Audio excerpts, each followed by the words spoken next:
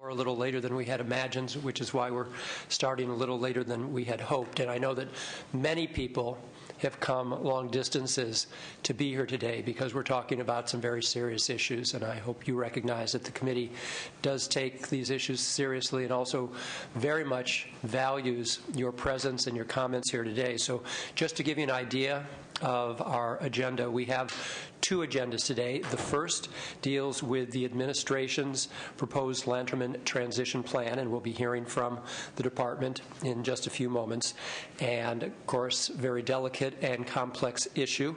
And after we hear from the department and understand better what the transition plan is, we'll then take public comment, probably for about an hour or so. And just in case anyone feels that they can't stay long enough or that for whatever reason may not be able to verbally deliver your comments, we do have these green comment cards which the sergeants can help you with as well. And so we can accept any written testimony. We can receive comments in any way that you may like to share them with us. And then once we complete the discussion of the transition plan, we'll move on to our second agenda, and that is the budget issues offered by the governor, and we'll hear from the department again relative to those issues. So we will begin, and I want to thank Director Delgadillo for joining us again. Mr. Chairman, thank you, and thank you for the opportunity to be here today to talk about the administration's proposal to close Lanterman Developmental Center. And recognizing the time today, I will shorten my comments so that the people in the audience have ample time to be able to share with you their concerns. So I'll go high level and be available to answer questions, however that's helpful. The department did make the decision on the 29th of January to recommend closure of another developmental center, that being Lanterman. We currently operate 4 developmental centers serving a little over 2,000 people. We serve over 240,000 people statewide, of which about 2,000 live in the state-operated facilities. It was a very, very difficult decision for us to come to recommend closure, especially on the heels of completing the closure of Agnew's Developmental Center in March of last year, and then we closed a small community facility in December of last year as well. But as we looked at the fact that we were operating 4 large facilities and the population in the developmental centers had continued to decline, economically it was just very difficult for us to move forward operating the 4 large facilities. I try not to interrupt you too much along the way, but it's also so that many of these facilities, and specifically Lanterman, have a lot of infrastructural and capital needs. So it's not just to be able to continue their older facilities. Absolutely. Yeah.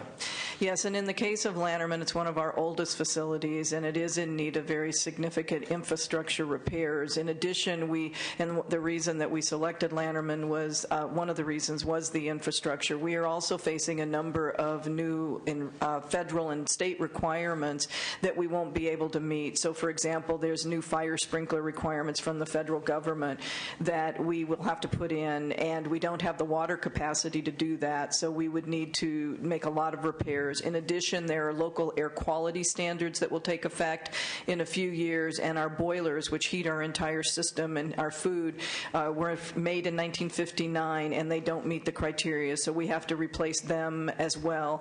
In addition to major infrastructure, which I can talk more about if there are questions, but the other thing was that the population has been decreasing at Lanterman, somewhere between 30 and 40 people a year just on the natural, and as a result of that, the cost at Lanterman is higher than in any other developmental center in the state.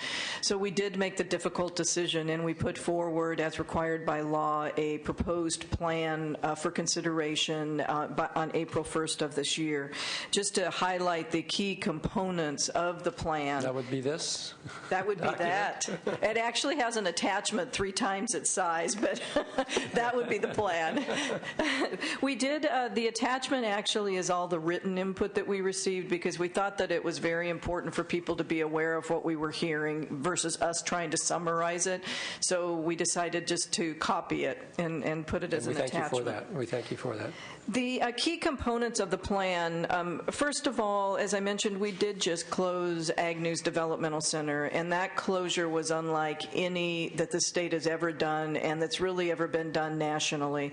As opposed to closing a facility by just relocating everybody to another developmental center, the focus was on providing everybody that lived there with community options if those were appropriate for them. Everything, and then just like in this plan, was individually driven based on each person's needs, and the community options that were available in Agnew's resulted in all but 20 people actually choosing community options versus moving into another developmental center.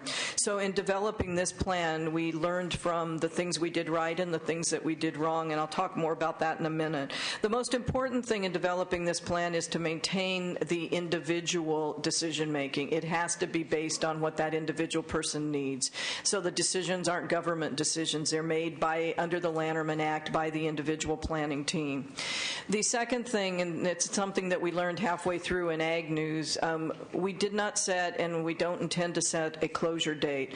The closure date early on in Agnew's caused a lot of stress because people felt that they were moving towards a date and not necessarily towards when things were ready for the individual to move. So we strongly recommend that there not be a closure date and that we close when everybody has moved to their appropriate place with their appropriate services, whether that be another developmental center based on their individual plan or to the community. We also learned that developing the community, there were additional service needs in the community that we focused on with the closure of Lanterman. And in particular, it was dealing with individuals, adults who had enduring medical needs. And as a result of legislation by then Senator Chesborough, we were able to implement a pilot project with the closure of Agnew's that allowed for people with enduring medical needs to move into the community. One of the things we are recommending with our plan is that that legislation no longer be a pilot and that we be able to use that statewide for individuals moving out of developmental centers and, most importantly, for the Lanterman closure. And the facility created by the Chesborough legislation has 24-hour nursing care. It does. Also is DDS program certified. It is. It's licensed by social services. It's a new model, and it has been extremely successful. I think you'll hear, regardless of people's views about closure of a facility, from everything I hear, that is one thing that people really agree on, that it's been a wonderful model that's been very, very successful. Yes, Senator Alquist. Thank you, Chair Leno. I was pleased to be Sub-3 chair when we did the Agnew's closure, which happens to be in my Senate district in Santa Clara County.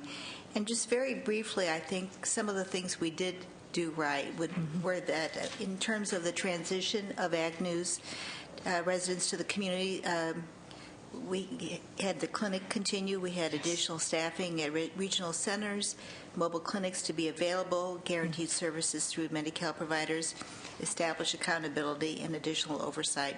Yes. I think the other real piece is that, along with myself, Assembly Members Bell and Lieber, we had numerous hearings and great opportunity for residents to air their concerns, for us to be able to say that we were really listening, and then to take those concerns and to turn them into action items. I would also like to say that Diane Van Maren was extremely helpful to us during that process, and that also, Ms. Delgadillo, you were a pleasure to work with. Thank you. Thank you. And Senator, thank you. Senator. One of the things we really did right that we are recommending that we replicate are exactly the things that Senator Alquist is mentioning, and that we had the great assistance of Diane Van Maren in putting in place, and that is all of the health care. The things that worked phenomenally well were the relationships with the plans, the health transition plans. Every consumer, resident at the time, had a health transition plan made for them that identified what services and who the providers would be, so that when they moved, everything was already in place. And we did training while they were still at the developmental center, and that was as a result of everything you all did. In addition, and we're recommending replicating that, we're also recommending replicating the staff positions that you put in that made sure that the regional centers had available to them health specialists and dental specialists that could help with the transition, and the dental coordinators can even help like with dental cleanings and that type of stuff because they're hygienists. And so those things made a huge difference, and we strongly recommend that we do the same thing. We've already begun conversations with the health plans down there. There are 10 regional centers directly impacted down there, so it's a bigger area, but the health plans are very interested in continuing to work with us. Could you also tell us about the provisions in the transition plan which allow for and encourage the relationships between the staff at the developmental center will be in the community working with regional centers and the 5 different community living options? Yes. Another thing that worked really well in the case of Ag News was what we call the state staff program. In that program, unlike what had ever been done before, we have people that worked at Ag News who continued to be state employees, but they were working with providers in the community, and they were able to follow the residents who left Ag News into the community and continue to work with them. We had 129 people avail themselves of that, and today we have 88 people that continue to do that, and it's been very, very successful. The state staff that we've talked with that are in the program have been very happy with it, and I think the families and the residents really felt a sense of continuity of care because they knew the individual, the staff person, before they left. And again, that is in all of the different types of facilities. We also have one of the different types of residential programs allows for a staff person to have a resident live with them. So it's like a family home. And we did have some staff at Ag News who opted to become a family home and have a resident move in with them as well. Again, very successful. Looking at some of the numbers with regard to residency terms for consumers in the developmental centers and the longevity of the employment, there must be some real personal relationships that develop over these many, many years, in some cases decades. Absolutely. There's no doubt about that the relationship has been there. And I can say, when we did the announcement, one of the things that I felt very strongly about was that myself and Mark and our deputy director over the developmental centers division, that we spent time, and we will continue to do so, going to Lanterman and meeting with the residents and the families and the staff. Matter of fact, Mark and Patricia are going again tomorrow to meet with the staff. But at the residents meeting, it really struck me. One gentleman came from the back of the room and took the mic, and he said that he'd been visiting his brother the day the letter came about the closure. And the thing that he wanted is he was ready to move in with his brother, but he wanted the staff to know he really would miss them, but that he would stay in touch. But that was very important to him. And I think that the relationship, it is a family there, and I think all of us need to recognize it and respect that as we move forward. And you'll hear that from people who are here today, some of which their loved ones have lived there 20, 30, or more years. Questions? Yes, Senator Ashburn, of course. With respect to the closure that took place, many of the clients in the developmental centers are extraordinarily fragile. Mm-hmm, yes. All the individuals were not moved into community placement, were they? By each individual, there was an individual planning team that involved that person, their family, their providers at the developmental center and the regional centers. And as a result of that, ultimately, we had over 400 people at Ag News. 20 people moved to another developmental center. The remainder did choose and moved into the community. And community placement was found and appropriate given their level of need. But so only 20 only of 20. The 400. Yes. We've seen in terms of budget, the cost of having individuals within the developmental center as opposed to community placement, and recognizing that the fragile medical condition of many of these individuals, community placement costs could be high. Do we have an analysis of the costs to the state related to this closure for care of these individuals while they were in the developmental center, as opposed to the new costs in a whole array of placements that have been sort of individualized for them. Do we have those numbers?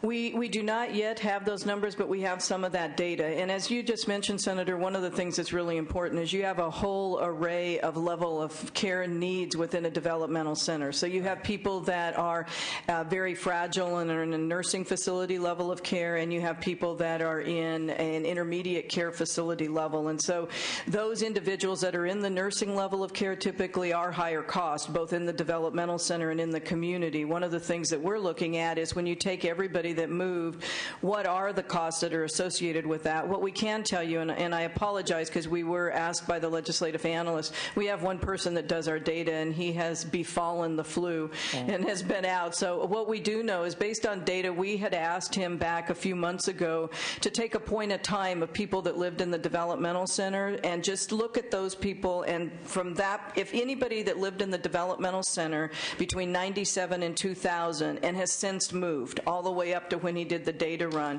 pull those people and tell me on average what it's costing to serve them in the community. And based on that, when he did the data run, there were 2,097 individuals that he picked up, which would have the whole array of need. And the average cost that we had at the time was $74,683 a year for an individual. And in a developmental center, it's even a developmental center not closing, it's close to $300,000. So the average across all those individuals, all those individuals, correct, as opposed to 300,000. Correct, and that would be true of any developmental center, because there's a whole array there. For example, at Lanterman today, we have 388 individuals, of which approximately 90 are at the nursing facility level of care. The remainder of those, almost 200, are not at that level of care, but yet the cost for Lanterman today is, but for the budget year, $116 million. So the DCs serve a whole array of population as well. I want to talk about the health impacts to the individuals who are moved from the developmental centers to community placement. How is the department monitoring the health of these individuals, the long-term consequences of these changes? We actually, in the case of Ag News, and Ag News, again, was a huge success because things were done very differently. In the case of Ag News, we started with a very elaborate quality management system and monitored every individual as they moved. We also created, and we're recommending in the case of Lanterman as well, a quality management committee that includes family members, former residents, advocates, everybody looking at what's going on. But with, for example, those that were more medically fragile when they went into these new homes that Senator Chesborough authored the legislation for, in those we had staff from the state that were going in at 5 days, 10 days, 30 days, every month, and checking on them. In addition to that, the regional center had staff. In addition to that, licensing had staff. And in addition to that, part of the MOU with the health plan was that a nurse would go in regularly and a doctor had to see them every 2 months at a minimum. What we have found is when we look at the data from the time when we started closure, for example, we've been asked about death data, for lack of a better term. During the period of time when we were closing Ag News, approximately 40 individuals passed away at Ag News, and approximately 19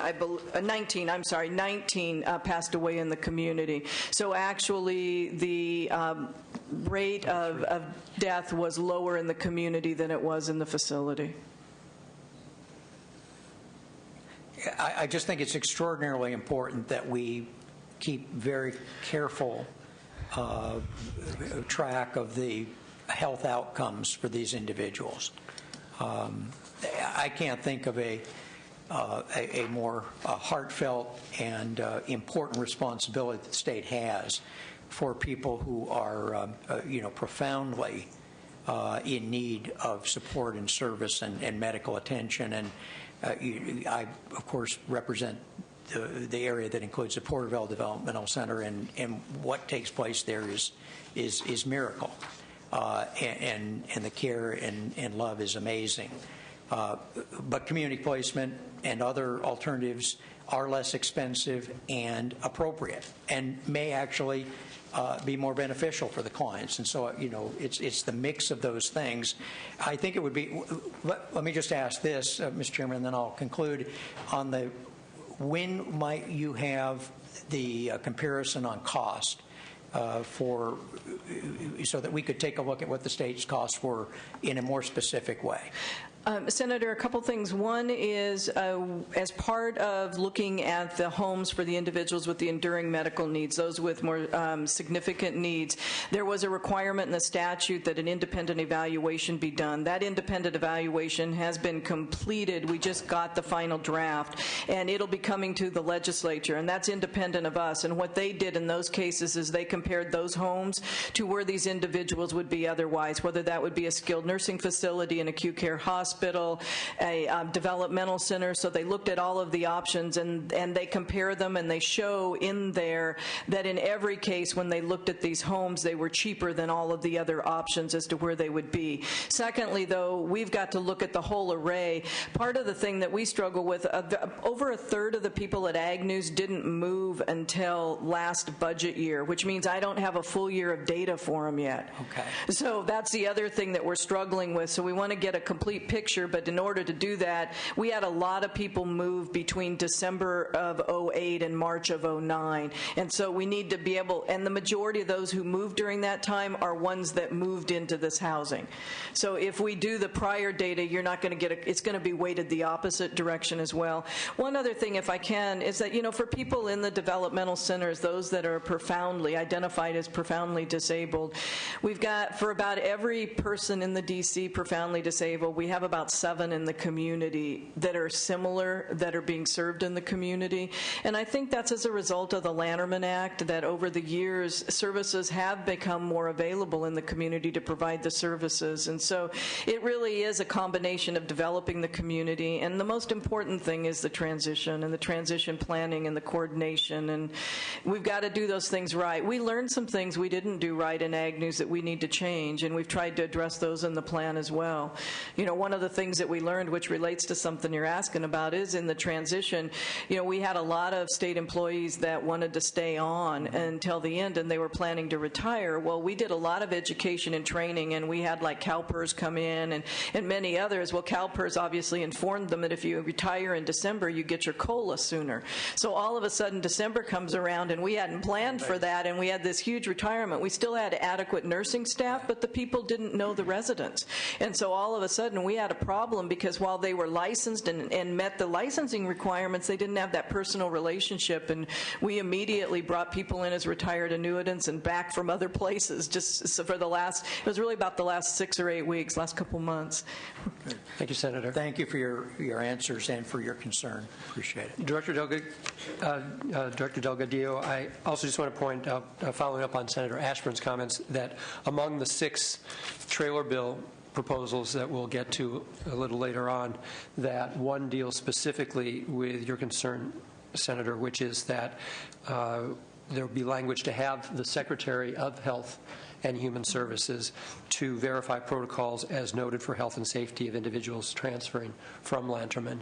And, Director, I wanted to ask if you could give us a little historical perspective, because I think what we're talking about, aside from costs and aside from infrastructure and all of these non-human aspects of a very human issue, is a real shift in attitude, not just here in California, but nationwide, that rather than families living with shame and the tradition of putting people out of sight of community and family, that where there's the opportunity for integration into the community, that is now a much more accepted attitude.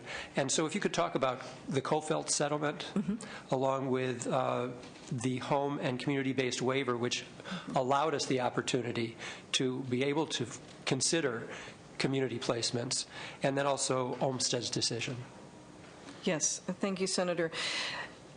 As you mentioned, there has been a change. Back in the 30s and 40s, the only option that was available to families who had an individual with a developmental disability, if the person couldn't stay at home, was the use of a state-operated facility. And in the 50s and 60s, we even had waiting lists for people wanting to enter a state-operated facility.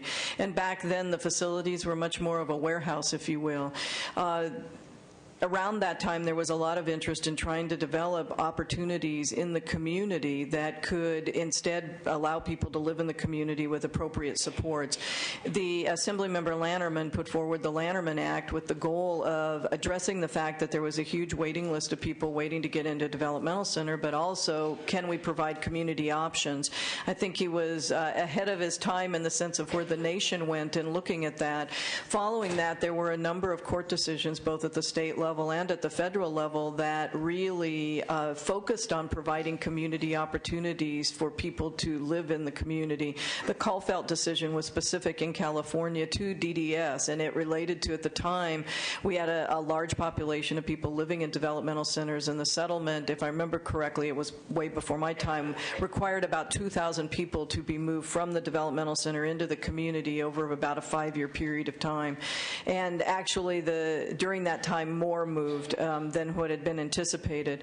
The other thing is that California was one of the leaders in terms of working with the federal government in order to secure federal funding for services. What's happened, while most of our individuals are eligible for Medicaid state plan doesn't include the types of services that we provide, like the day programs and the transportation programs and the supported employment programs. And so working with our partners at Health Services, but working with the federal government, we were able to secure a home and community-based waiver that allows us to bill for anybody who, if not for these services, that's how it's defined, would be in an institution. That's the federal definition. We are able to bill for all of those services that aren't a regular state plan option under Medi-Cal. We today have about 84,000 individuals for whom we can collect federal funding under that waiver. And later we'll talk about additional individuals that don't meet that institutional level of care, but we're going to be able to, we think, collect federal funding for them as well.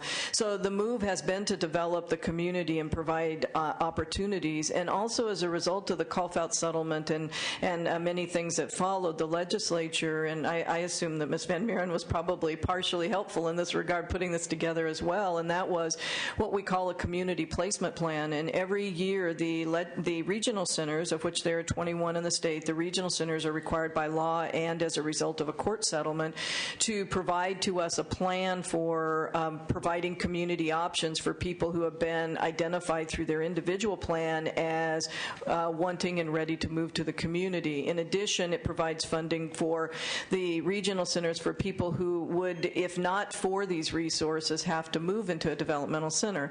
And I think that that's what's impacted our population greatly. And so the intake into the developmental centers now is very low. And every year, on average, we're moving about 180 to 200 people as a result of the community placement plan, where community options are available and people are interested in moving into them. And that's independent of the closures, but that's one of the reasons that Lanterman's population's been declining. And given we are in a budget committee hearing, we should probably address the additional resource needs of the services in the community, so the regional centers and the different housing options, and how does all of that work?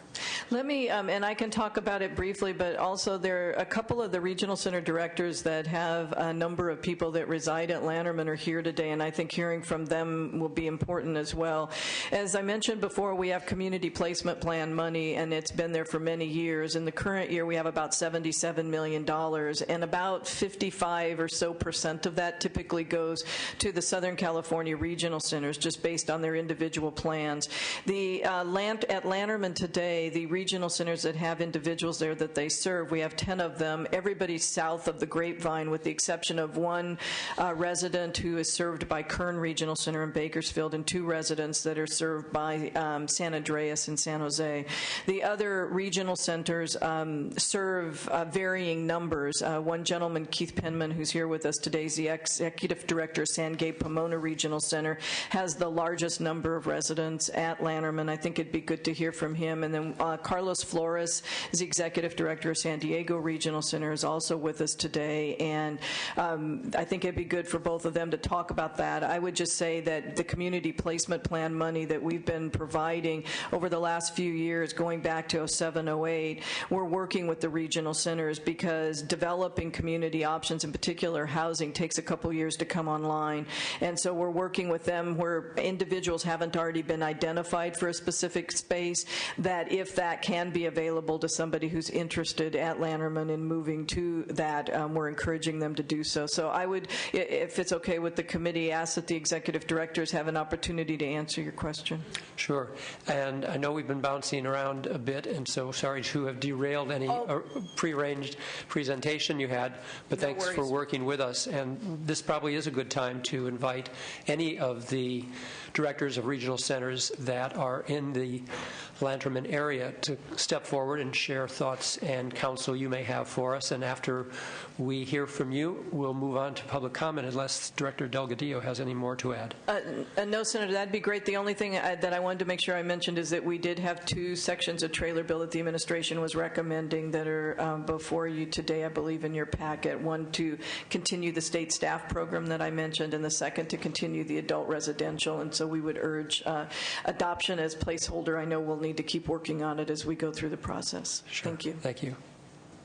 Gentlemen, we have Director Penman and Director Flores. Yes. My name is Keith Penman. I have the privilege of being the executive director at San Gabriel Pomona Regional Center. We do have, as Director Delgadillo said, we have the largest number of the clients who currently live at Lanterman Developmental Center, approximately 80 of the individuals, and our offices and our catchment area surrounds Lanterman Developmental Center. We are working very closely with the department in terms of the planning process. We feel that what they've done is a remarkable plan for the transition from a large institutional setting into the community-based program. Obviously, our expertise is community-based. We serve, San Gabriel Pomona alone serves over 11,000 families, clients in our area that live out in the community, access community resources, and have done that for many years. Only 1% of our entire population is in a large developmental center. So we have that community-based knowledge and expertise. We also have the privilege of working very closely with our colleagues in Southern California because of the density of the number of regional centers, 7 alone in LA County, that we have the opportunity and the need to work together to develop new resources, to foster more vendors, to work with our clients that have the expertise in all the areas, not just medical, dental, but all the therapies and educational type of programs that are needed for our adults and particularly for our children. Obviously, we're dealing with adults out of Lanterman, but we have expertise dealing with children also. So our ability to work together in a collaborative effort with the department and with our colleagues of the other regional centers, including San Diego, that we'll be able to develop the appropriate resources for this transition. And Mr. Penman, of the 1% of your total consumer base who are in Lanterman, their individual program plan is based with you as opposed to at Lanterman, right? It all emanates from you. Well, the individual program plan is designed a combination of the regional center input and the families and the staff and the folks at... That's better stated than I have. ...at Lanterman, because that is their... But I just want to make the relationship between... Yes. Current relationship between the regional centers and Lanterman. Right. Primarily, the families at this point know us pretty much only by that individual program plan design and the court procedures that we must initiate because there is a responsibility for an annual review, court review, for anybody who's in the institutional setting. That's what they know pretty much of us. We held a meeting a couple weekends ago, invited every family member of every client to come to our regional center and get to know us. We had our whole staff that works with the developmental center clients available, and it was an introductory type occasion to get to know each other. And we had several family members who took advantage of that, and we hope to do, or will definitely be doing more of those kind of meetings so that we can show them the opportunities that are available and then talk with them about the new prospects that would come out of the developmental center plan that's been promoted by DDS. Thank you, Mr. Penman, for traveling to be with us today. Sure. Mr. Flores, welcome. Thank you, Mr. Chairman. My name is Carlos Flores. I'm the Executive Director of the San Diego Regional Center. I should say that San Diego Regional Center serves approximately 19,000 people with developmental disabilities. Of those 19,000, we serve 128 in developmental centers, 24 at Lanterman Developmental Center. Working off what Mr. Penman just explained, from my perspective, there are two very, very important parts of moving a person from a developmental center to the community. First part is the assessment, meeting with people, with the families, with the consumer, with the developmental center, my staff, in determining what's the best place for this person to call a new home. And then the second part is, once we've determined that, is the resource development, developing that new place for the person to live.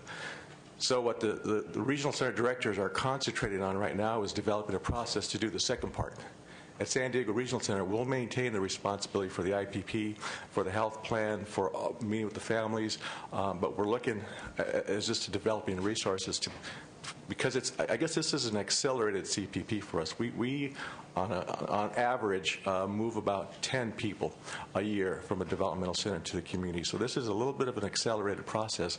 So because it's an accelerated process, we're looking for some help in the resource development phase, and that's what the Southern California directors are proposing, an accelerated resource development process. Not to push back in any way, but if you're transitioning about 10 people annually currently, and you have about 24 of your consumers presently at Lanterman, if over a many-year period this transition that we're discussing here today is to unfold, it's about 10 a year or so. So I'm sorry, I'm not... So you're going to be moving at about the same pace you're presently moving? Well, no, because we don't want to forget other people at Fairview. So we also need to consider the residents that live in Fairview that have a desire to move back to the community. Right. Okay. Any more you would like to add? No, sir. Okay. Thank you also for traveling to be with us today. Thank you. So do you want to make any comments relative to the proposed trailer bill language, the 6 different items? And then we'll move to public comment. In terms of the trailer bill, we mentioned 2 of the items were ones that the administration were recommending. The other items that were put forward by the committee are similar to those that were put forward for the purpose of Ag News. The ones that relate to DDS, as I mentioned, are things that are very important for us.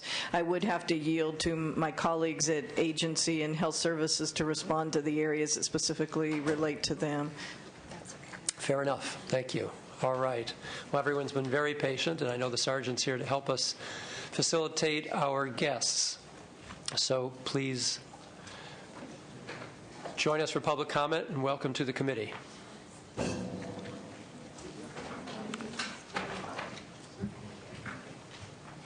I'm glad you're sticking around. Good. Perfect.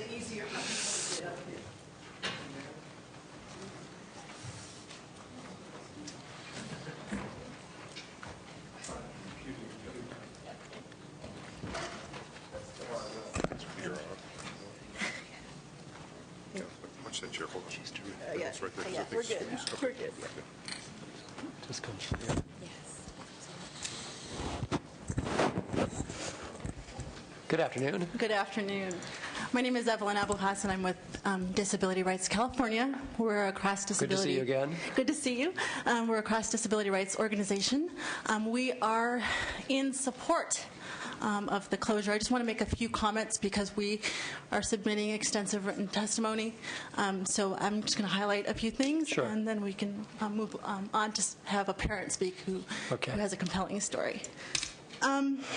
So let me start by saying we want to commend the department for developing a plan that focuses on the individual planning process and community integration and community placements for people with developmental disabilities. We believe that this decision to close Lanterman is a policy decision in the appropriate direction that is consistent with the Olmsted decision and the integration mandate. With that being said, we want to highlight a few recommendations that we would like the committee to know about. So let me start with, we think that it's important to have prompt initiation of collaborative resource development and planning activities to avoid any kind of delay in the transition and closure. We think that there needs to be appropriate futures planning, which includes the provision of understandable information by residents and peers. There needs to be dedication of funding for community resource development and transition. And there needs to be access to community community-based health and medical services, and strong quality management systems as outlined in the closure plan. Advisory groups that include robust participation by consumers. And finally, genuine community participation by folks that are moving out of Lanterman Developmental Center and into the community. And as I said, we think that this is a policy decision that's appropriate and a movement in the right direction for our state and our nation as a whole. Thank you for sharing those thoughts with us. All Thank of them you. good. All right. And with that. Good afternoon. Good afternoon.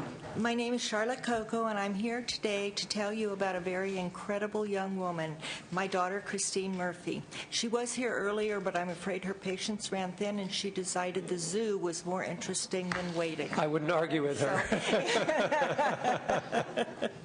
Christine is 33 years old, and she's given me permission to tell you a little bit about her life. I was told when Chris was 21 years old that there was no appropriate placement for her in the entire state of California.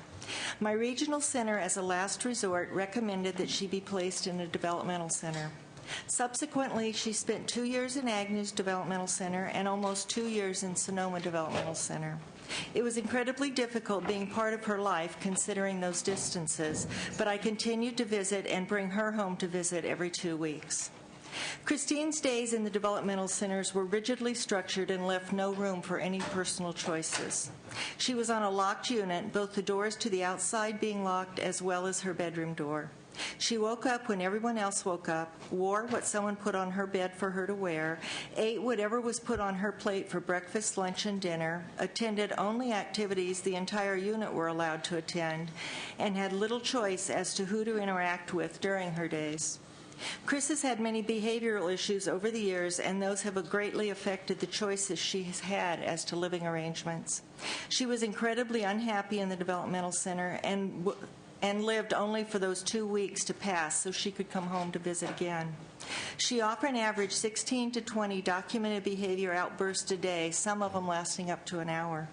She was frequently isolated in her room for her own safety as well as the safety of other residents and staff. This life in the DC ended when I discovered the concept of supported living and researched the possibility of Christine taking advantage of such an arrangement. Christine moved out of Sonoma Developmental Center in 2002 and into her own apartment. I became vendor through my regional center to be her parents' supported living services provider in 2004. Let me just take a moment to tell you about Chris's life today. She's now living in her own home with staff, many of who have been with her for 7 years. She sleeps in her own bed on sheets that she has chosen. She painted the walls in her bedroom purple, her favorite color. Her color scheme for her living room is black and tan, also her choice. She had a garden last year that produced green beans, tomatoes, and beautiful flowers. She gets up at whatever time she chooses and prepares her own breakfast along with her morning cup of coffee. She then showers and chooses what clothes to wear, all of which she has purchased on one of her many trips to the shopping mall. She and her staff discuss how she wants to spend the day. The activities include trips to Old Sacramento, the airport, walking for exercise at Sac City College, a dance for fitness class at the local community center, water aerobics, rides on public transit and light rail, shopping for groceries, and then preparation of desired meals, cooking meals, evening socials, at least 2 dances a month, bowling, fishing, hiking, movies, and so much more. Before Christine was released from the developmental center, I was terrified of what her future might hold. Could she possibly fit into the community? Would she be accepted by neighbors? How was I going to find staff? What about the behavioral issues? I am so pleased to tell you that Christine now often goes months without one significant behavior issue.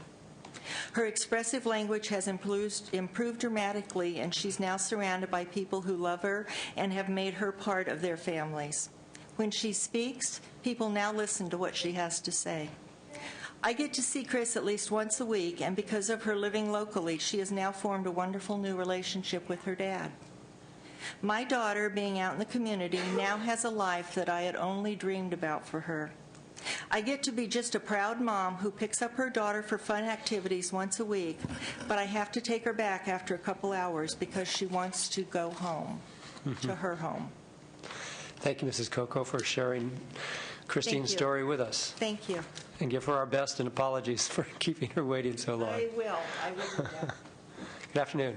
Good afternoon. I'm Catherine Blakemore. I'm here today on behalf of the Federal Developmental Disabilities Act Partners, which are agencies funded by federal law to implement the provisions of the Federal Developmental Disabilities Act. And the focus of that act is on inclusion, and we've talked a lot about that. I actually think the prior speaker just so eloquently told all of us what can happen when people have choices. I want to just start by saying thank you to both of you, senators, who are taking the time and taking your responsibilities so seriously to ensure that there really is a meaningful plan to move people from Lanterman into the community. There is really nothing more important that we could do than to do this really well.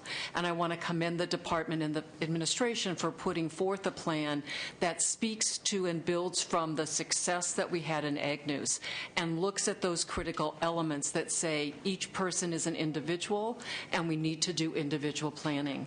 We need to develop resources in the community. We need to acknowledge where we don't have resources, and we need to look to the regional centers, as you've heard, as those entities that can say what kinds of placements are available and needed in the community, and let's put the resources together. Let's make sure that we have adequate community plans, and let's ensure, much like we did in Ag News, that the quality assurance systems are in place so that we know each person who leaves will receive the services that are appropriate for them and ensure their health and welfare. I'm confident that the plan the department has put forward does each of those things. I think it will require all of us actively engaged in monitoring to make sure that there are good outcomes for each person, and I look forward to working with the department and all of you as we go forward. Thank you. Thank you, Ms. Blakemore. Good afternoon, Chairman Leno, Senator Alquist. My name is Tony Anderson. I'm the Executive Director of the ARC of California. And I'm here today representing another group of people. Just like Catherine had a group, I'm representing another group, and we've submitted our letter for you to review earlier in the week. There are 11 community organizations that are all together on our position here. First of all, we're all on the same page here applauding the administration for the decision to close the Lanterman Developmental Center. With having said that, we are very excited that this is continuing to work towards achieving the goals, the principles of the Olmstead decision, and honoring the provisions in the Americans with Disabilities Act. As you know, for 40-plus years, our system has been moving further away from developmental centers. You mentioned that earlier. We don't do that the way that we used to many years ago. And today, we have a very robust community system that, with all of its challenges that you'll hear more about, that you know about, we still have a very robust system that finds ways to support all of the people with developmental disabilities and their families. There are a couple things we wanted to highlight, too. First of all, that there are obvious cost savings that Senator Ashburn had mentioned, and we really believe that some of these savings could and should stay in our system. There is a lot that still needs to be done. There's a lot of mention of specialized healthcare services that need to be addressed, and we're really urging that as we do this, we don't do this to achieve some goal of a closure number, and we're very happy to hear that it is going to be individualized, it'll be individual based with the stress on the individual program plan, and that to us is very critical, and it's a critical part of our system, our community system. So having heard that there is a focus on the individual program plan and the process will be honored, we also are supportive of that, and that's in the plan that we just saw. The other piece to highlight is that this is just a first step. We need to continue to have this conversation. We're not just supporting this to support it, like I said. There are a lot of pieces to this. We want to make sure transfer trauma is addressed and that everything is done to prevent that. So thank you for your time. Thank you, Mr. Anderson, for joining us. And we've got our roving mic here. Hello, my name is David Ingrid. I support this closure, and I work with people with disabilities, and we need to live on our own, and I support the closure. Thank you. Thank you, Danny, for joining us. Yes, sir. Can I speak at this? Please. Hi. Good afternoon. I'm Terrence Green, and I am an IPC for the state of California, a case manager, and as my director has pointed out about the individual program plan, I chair those meetings which occur for each of our clients on a yearly basis. Today, however, I'm here as a representative of ASME 2620, and as is the position of several other unions, I stand in opposition to the recommendation of my esteemed director here to close the facility. I say this with the utmost love and sadness in a way, because everybody seems to think when I speak to people that, oh, it's a done deal, Terry, it's going to happen. Well, I believe that it does not have to happen. The clients who live at Lanterman are, as it says in the department's report, average age is 50, and a vast majority of them are well over 60. We're talking about, Terry said 388. I was going to say 390, but close enough. And a lot of those clients live in Program 1. They have these enduring medical needs. They have those facilities available to them right now in our own Program 1 unit. They have everything that they need right there. They will go under undue stress, and their families will go under undue stress if at this point in their life, given their age, think of the devastating impact it could have on them to have them to move. It'd be like if I came to your house, Senator Lino, and said, well, sorry, Mark, we're going to have to move you out to the desert because it's more economical. It's not about the money. It's not about the money. We're talking about the lives that have been given into our trust, the state of California's trust. The Pacific Colony has been there since 1927 to take care of all these clients, and that's what we've done. Yeah, how about right now we're even making cost-effective measures to cutting down some of the, not cutting down, but we're closing some of the buildings on our property and moving them to the western end of the facility because it's more economical, and we don't need these buildings anymore because the clients do not live in them. So we are taking means to do that. Have any of you ever visited our facility? Yes, it's like a hollow. It's like people use the buzzword about the least restrictive environment because they have to live in it. If you go outside of a building at Lanterman, you are in the least restrictive environment. It's a beautiful campus. A client walks out, they would go down to the rustic camp, or they would walk over to Richardson Park, or they would take a walk down the sidewalk to the canteen, all tree-lined. It's a beautiful campus. They're not going to go anywhere. It is so safe at Lanterman, named after your esteemed former colleague. And it's just like, I think he would be rolling over in his grave right now to think about what our department is recommending and what you as the legislature need to approve. It needs a lot of deliberation. It needs a lot of thought. It needs a lot of paperwork to figure out the financial aspects of how this has to be operated. It requires a lot instead of just making the decision to do this based solely on money. Again, it's not about the money. We're talking about the devastating impact it can have on the lives of the remaining clients at Lanterman if they have to move at this point in their lives. And I thank you. Thank you, Mr. Green. Yes, sir. My name is Jim Gravich, and my brother lives at Lanterman. I'm here to talk about what I believe are deficiencies in the plan as presented. I and a lot of conservators at Lanterman have had terrible experiences when their loved ones were attempted to be placed in the community.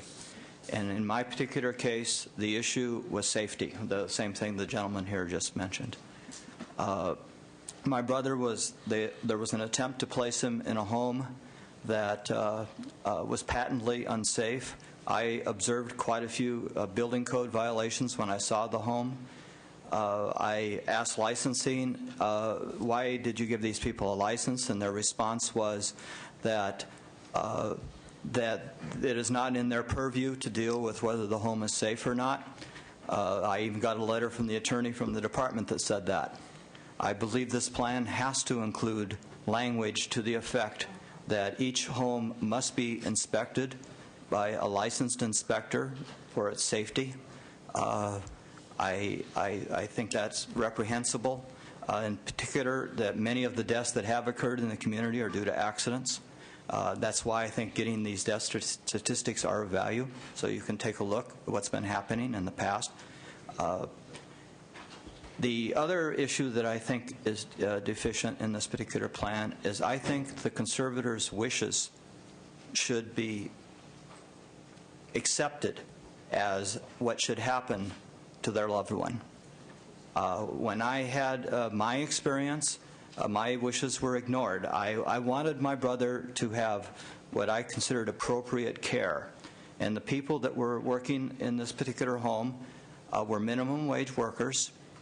The person that was there, I was told was going to be in charge of the home, couldn't even read the medicine label on the bottle of the black box psychotropic medication that my brother has to have every day.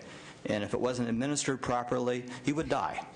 And I was not able to, I didn't trust the regional center because they insisted that he was going to be moved there anyway. The only way I was able to stop it was to go to court and hire a lawyer and appear before a judge and present my safety evidence and present my evidence of inadequate care, and then the judge ruled in my favor, so he wasn't placed.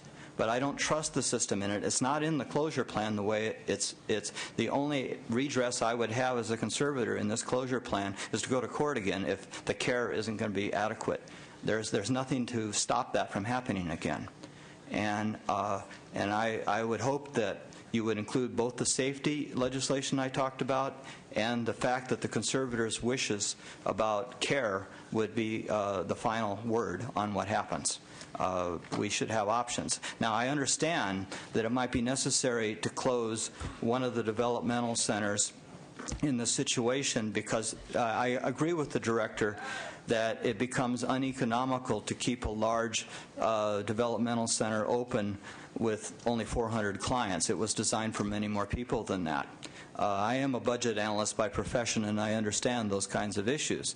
But at least the conservators should have the option of relocating their loved one to another developmental center so that they can get the services they need. And they should have that decision, not some other external person. One thing I wish Mr. Ashburn were still here, because one thing he said I think needs serious analysis. I don't think all the budget options have been considered. I am a budget analyst. In fact, I'm a state contractor. I'm currently working at Peralta Community College District because they have some financial problems. And it's no doubt that there are financial issues in the department. And I think all of the options should be considered. For example, is it really less expensive to buy 100 homes at $600,000 each and do all the remodeling at another $100,000 each that it costs? That's a lot of money. Is that more economical than doing some retrofitting of the existing developmental centers? Is it? And then have we actually looked at the developmental centers and the way they're structured? I think anybody that, at least that has my point of view, says, well, these things could be done a lot less expensively than the way they're being done now. And and I'm talking about pure costs. And then there's also the issue of what's called the Community Placement Fund. The state has been spending $80 million a year, give or take, for 10, 15, 20 years. That's over $1 billion to move people into the community. That's a lot of money. And wouldn't it be more cost-effective to do it a less expensive way?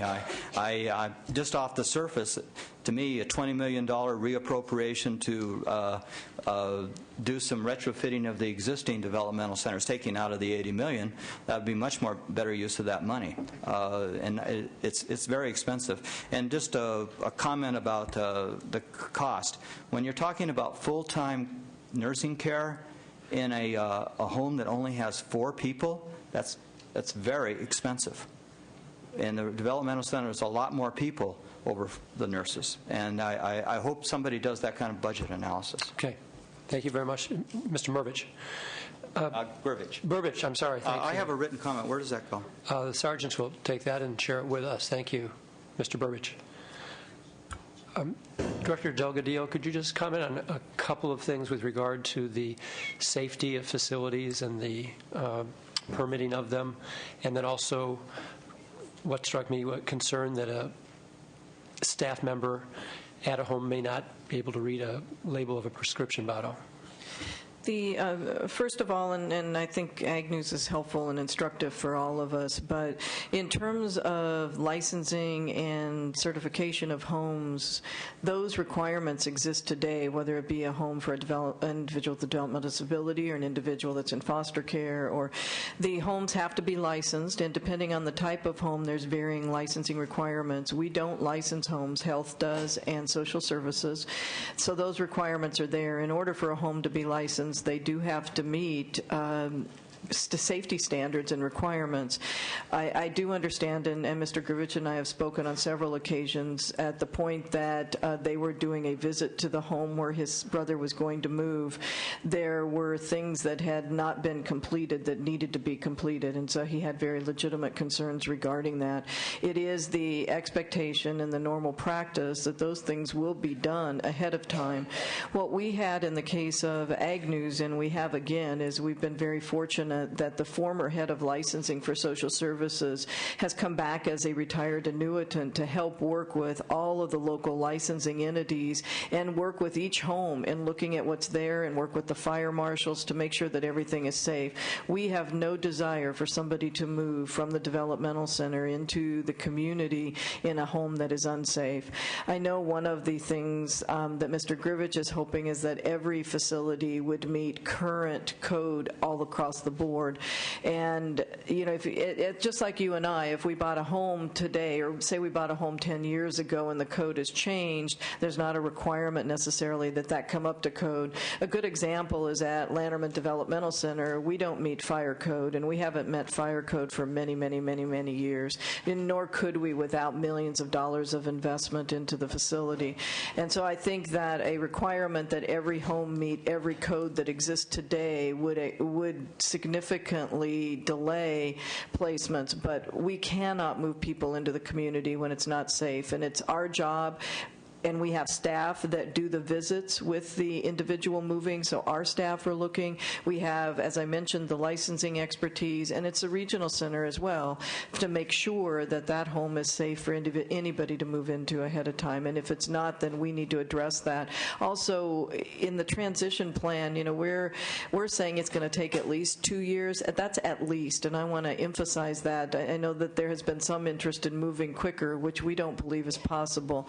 But we're not closing until everybody has the safe place to move, whether it's another developmental center or whether it is into the community. So if there's more that we need to be doing in that regard, then we definitely need to step forward. As it pertains to staffing, licensing requirements require staff that can provide the services, and if there are medical staff there that can't meet those requirements, then there's a problem that needs to be addressed. So if you have somebody that's not able to handle the medication, then that person can't meet the requirements of the licensure.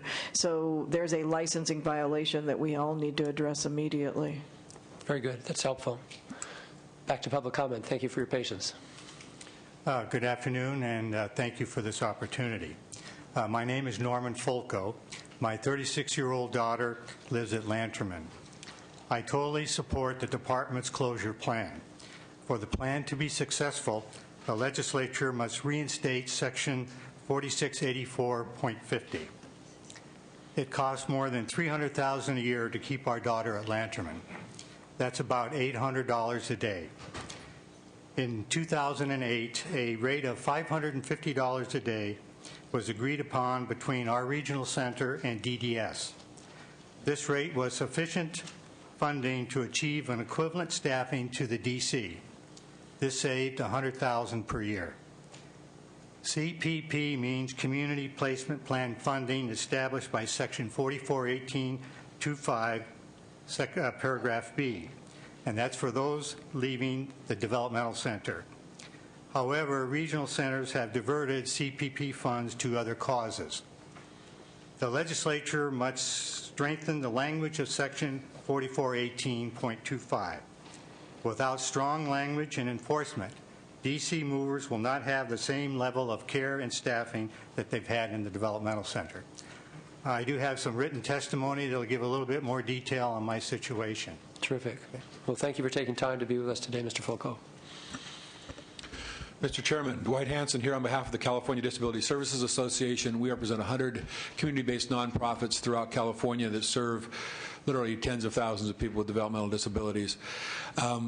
We want to applaud the department for their vision here in closing this developmental center and moving forward with community options. We are signatories to the Community Imperative, which is a rather old document at this point now that literally thousands of organizations have signed on to. It's been memorialized by the Olmstead decision and by the Americans with Disability Act. Some of the things I'm going to say are going to be global in scope, but I want to reiterate our support for the approach that the department is taking here to make it an individual plan that designed around each individual, that the move doesn't occur until that individual is ready to go. But there are some large picture things that we have to be aware of. We currently have over 240,000 people with developmental disabilities in California. The vast majority have never had a developmental center as an address. For every person in a developmental center, no matter how severe their different conditions may be, there are hundreds, if not thousands, of people with very similar conditions living successful lives in the community now. There are folks that have never, the people that now are coming into our system often have more profound disabilities. People are surviving longer with more difficult medical conditions, and yet we're not enrolling people into the developmental centers. The Agnew closure and the fact of the other decisions that have brought literally thousands of people out of the developmental centers over the years shows that this is a successful model.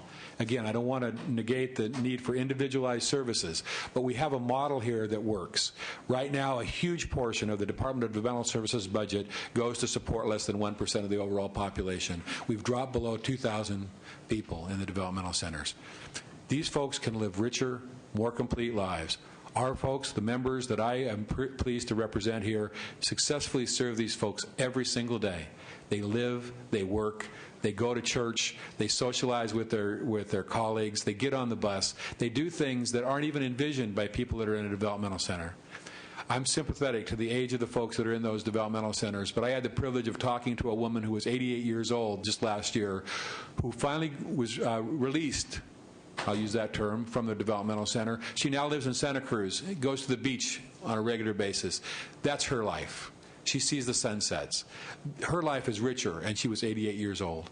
We'd like to see that kind of life for all the people with disabilities. Let me bring up one very quick item here, and we look forward to working with the department on this. One of the most significant issues for the closure of the developmental center is where people will live, and how do you pay for the housing for those folks. We're in this era of surplus properties, and apparently we're going to be selling a whole bunch of state-owned properties to balance the budget. Or maybe not. Or maybe not. The Lanterman Developmental Center is on a prime piece of land. Right now, it's a concentrated place for housing, but that piece of property, that 300-plus acres, is worth hundreds of millions of dollars potentially. We ought to be encumbering the value of that land in some way to become the revenue source for building future housing, not just throwing the money into the general fund and then coming up with a new plan. There should be a way to capture those assets to provide the housing. It can still be cheaper, and there can still be surplus property left over. But whether we use a bond or some other method, we should be encumbering the value of that land as the source of revenue. Secondly, there's a $116 million operating budget at that center. The budgets for the developmental centers and the budgets for the purchase of services in the community are separate. They're operated separately. When people leave the developmental centers, the budget for the developmental centers doesn't come down near close to $300,000 a person because the overhead are there. We need to find a way to capture the existing dollars that we're now spending to serve people in a developmental center, which will be more than enough to cover all the costs of serving those same people in the community.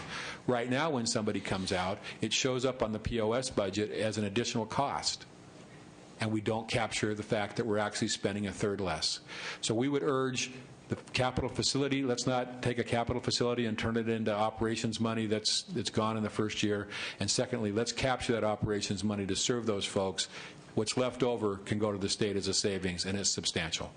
Thank you. Very good ideas, Mr. Hanson. Thank you. Hi. My name is Brad Whitehead. I've been employed at Lanterman Developmental Center for 32 years, and since my employer is to my right, I should let them know that I'm on a furlough day today, so I'm not here by any legal means. So anyway, I just want to know. You put a face on furlough. Exactly. For for the first 12 years I worked at Lanterman, I worked on in a home setting. They're units, but we refer to them as homes with bedrooms and living rooms. And I really wish people could see the transition that I've been able to see over the last 32 years that I've been there. I started in '78. There were over 1,800 individuals living at Lanterman when I started working there. There's about just slightly under 400 now. I've never opposed the community placement. I've seen that there's a place for community placement. I've seen there's a place for Lanterman Developmental Center. I think choices are valued by us as much as they are by those who don't live in developmental centers.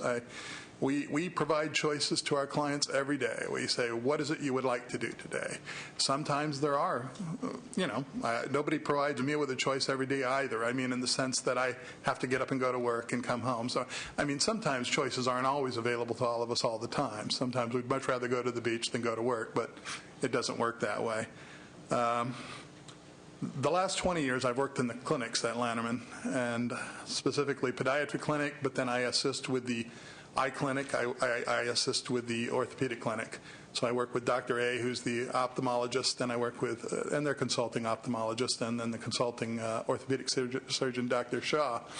Now, both these men have told me that without the assistance we're able to provide them in doing the work that they come there to do, they would not be able to have these services provided by their offices. This is one of my concerns, because a lot of offices, as many doctors might want to be able to assist in this process, many say that providing the needs, the specialized needs in their offices and their waiting rooms could be a deterrent to other patients that come to their offices. That's why I believe that's one more service that we offer to the community, is that our clinical services, I think, can be benefited to many of the clients who have gone out in the community who right now have come back, and I've talked to many of them who say, we're not receiving these services in the community right now. So I'd love to see that happen. But this isn't about my job, it's about the clients that live there. And I went to the Tuesday hearing also on a furlough day. But anyway, I've accumulated a few. And there were many examples that were touched upon, the successes of Ag News. And I heard Assemblyman Beal and Assemblyman Chesbro very eloquently state, we can't do anything less for the services that we provide to the clients that would be part of the Lanterman closure as we've offered to the ones from Ag News. And I think that starts with, I know that you haven't set the hard target date of 2 years now. That's what we heard on January 29th was 2 years from the approval by the legislature. So I'm glad that that's been eased up from what the employees heard on January 29th of this year. But I think we've got to look at it from a bigger picture than that. We've got to look at all the subcommittees that were put together that really looked at all the different issues. And I think it's completely unreasonable to think we could do this in 2 years.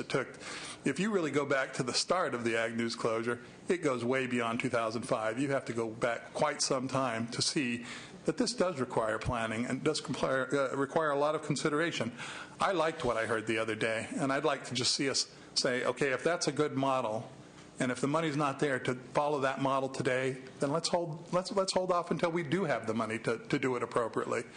And if we want to proceed in that direction, let's slow down and say we're going to have to, because the money isn't there, we're going to have to take a little more time to do it at Lanterman because we don't have the same funding sources that we had then. Anyway, I ask if Ag News closure should be considered a model. Why is it being followed for Lanterman today? And I don't think it is. That process involved hundreds of stakeholders over several years. The Lanterman closure plan was cobbled together over a matter of weeks, and it is being rushed through the process. I'm not against community placement. Again, I am fair, equal, and professional treatment and the services for the clients. The majority of our Lanterman residents don't have family members or legal conservators to speak for them. This makes these very vulnerable Californians doubly vulnerable as the state seeks to close the home where most of them have lived for decades. And let me tell you, over 32 years, you build a lot of bonds. I've got a lot of relationships, a lot of people that I just love seeing every day. Mr. Whitehead, if you could conclude, please. Yes. We've got a lot of people still in line. So if we don't give, anyway, I just want to say that let's not just rubber stamp the plan to close their home. These Californians deserve better, and they at the very least, deserve what the Ag News residents received. Great. Well, thank you for sharing your furlough day with us. Thank you. All right. Hi. Thank you for allowing me to speak. Bend your mic down just a little. There you go. Okay. Perfect. Sorry, I'm nervous. I've never done this before. Take a deep breath. Okay. I might faint if I did that. Okay. You may faint if you don't. Okay.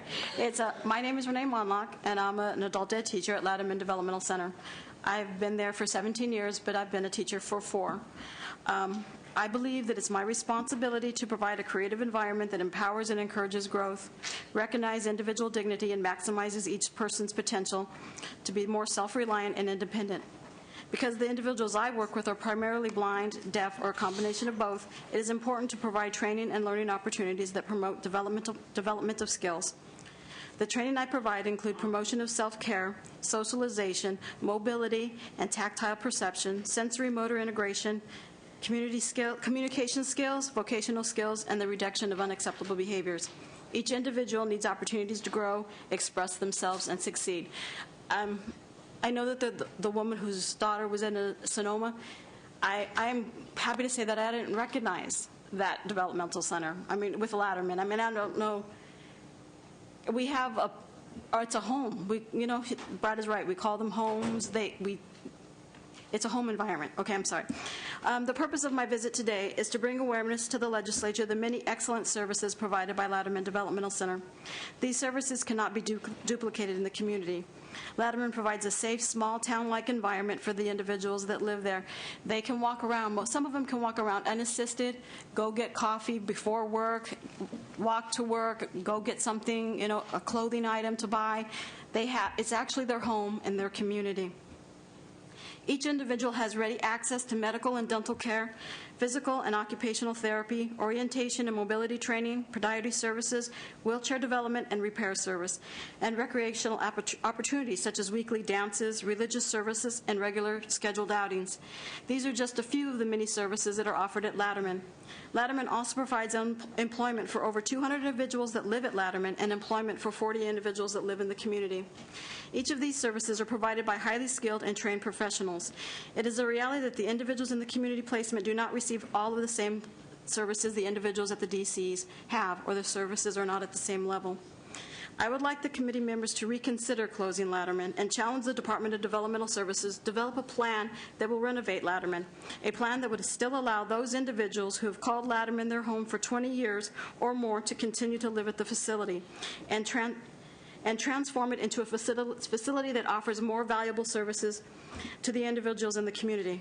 Latterman can become an extremely relevant resource to those individuals in the community that don't have a day activity training program, that aren't being seen by medical professionals with the experience of working with individuals with developmental disabilities, who don't have a resource to modify their wheelchair, who have not been able to practice their faith, or to those who would like to have a gathering place to meet with their peers socially. Latterman has the capability of becoming a vital resource to all of Southern California. And thank you for allowing me to speak. Of course. Thank you for taking the time to join us, Ms. Munlaw. Thank you. And thank you for all your good service. Thank you. All right. Hi, my name is Tana Preciado. I'm a teacher at Lanterman Developmental Center also. I've been working at Lanterman Developmental Center for about 32 years also. Started when Brad started. I started as a TA, and I'm now working as a teacher. And to go over what Renee said and to go over what Brad said would take a lot of time, so basically I want to hit some points that they've made and some stuff that I've heard. I came here a couple of weeks ago to speak to some of the senators and some of the assembly people, and we met with their representatives. And somebody stated something about a train, that we were on a train and we knew where the train was going and the train had started and, can't stop the train. Well, working with DDS for the last 35 years, I've seen the train. I know where it's going. And I've seen things that have been good and I've seen things that are bad. I mean, we all live and we all learn. That's what experience tells us. We've learned that I remember when I first started, we were doing the shock therapy. We learned that was not a good idea, so we stopped it. We also stopped using timeout rooms. Everything comes in stages and everything is learned. And I think that we also learned that we know that we start with early intervention. We know that we can start there and we know that we can help people. However, I also believe that there are still people that are going to need Lanterman, that are going to need a developmental center to take care of them. Maybe not for forever, but for some period of time in their life. And we know that because we still get individuals in. And we know that the autism rate is increasing. And as they become adults, what's going to happen to them when they need us? Are we going to be around? Our developmental center is going to be around to help them? We talk about the individuals that have lived there for 30 years and longer and the individuals that are there that are 60 years and older. Yes, let's keep their home. But let's talk about the individuals that are younger. Let's talk about the individuals that come in and we see progress and they come out because of the specialized care that's given there.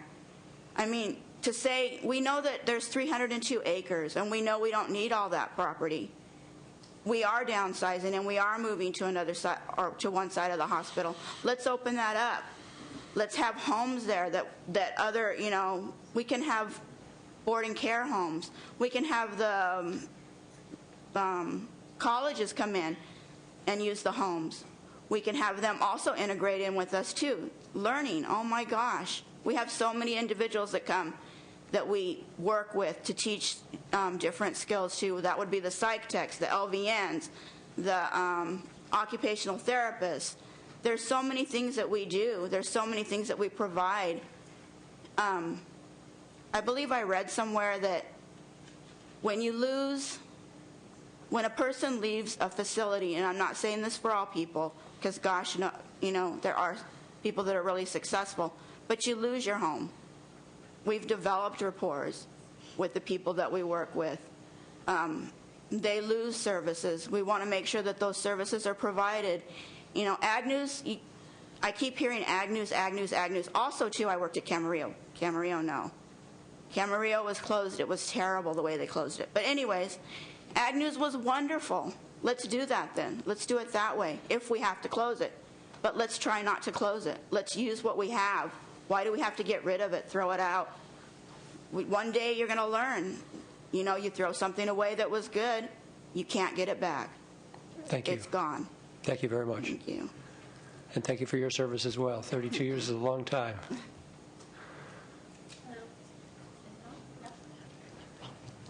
There you Hello, go. there. Yes. My name is Cynthia Munoz. I'm also on a furlough.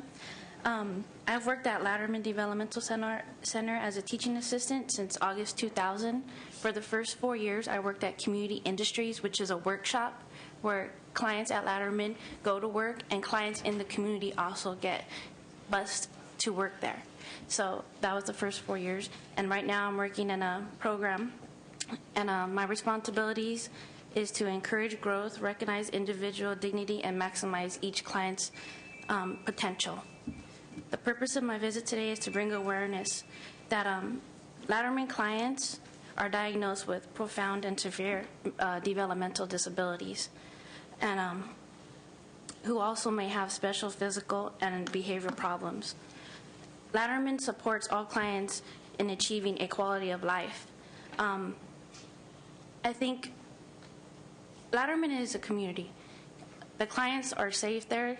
They're free to roam, you know, go to their workshops, go to snacking shops, where in a community-based placement, they might not have that. They're not going to be able to walk down to the nearest 7-Eleven because some of them, they just don't have that type of safety awareness.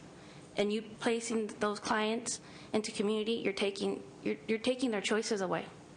They have choices. It's not back before I was born. These clients have choices. They're not restricted of anything. I take them to Disneyland. We go to the fair. Wherever they would like to go, we go to the zoo. We go places. They have choices in life.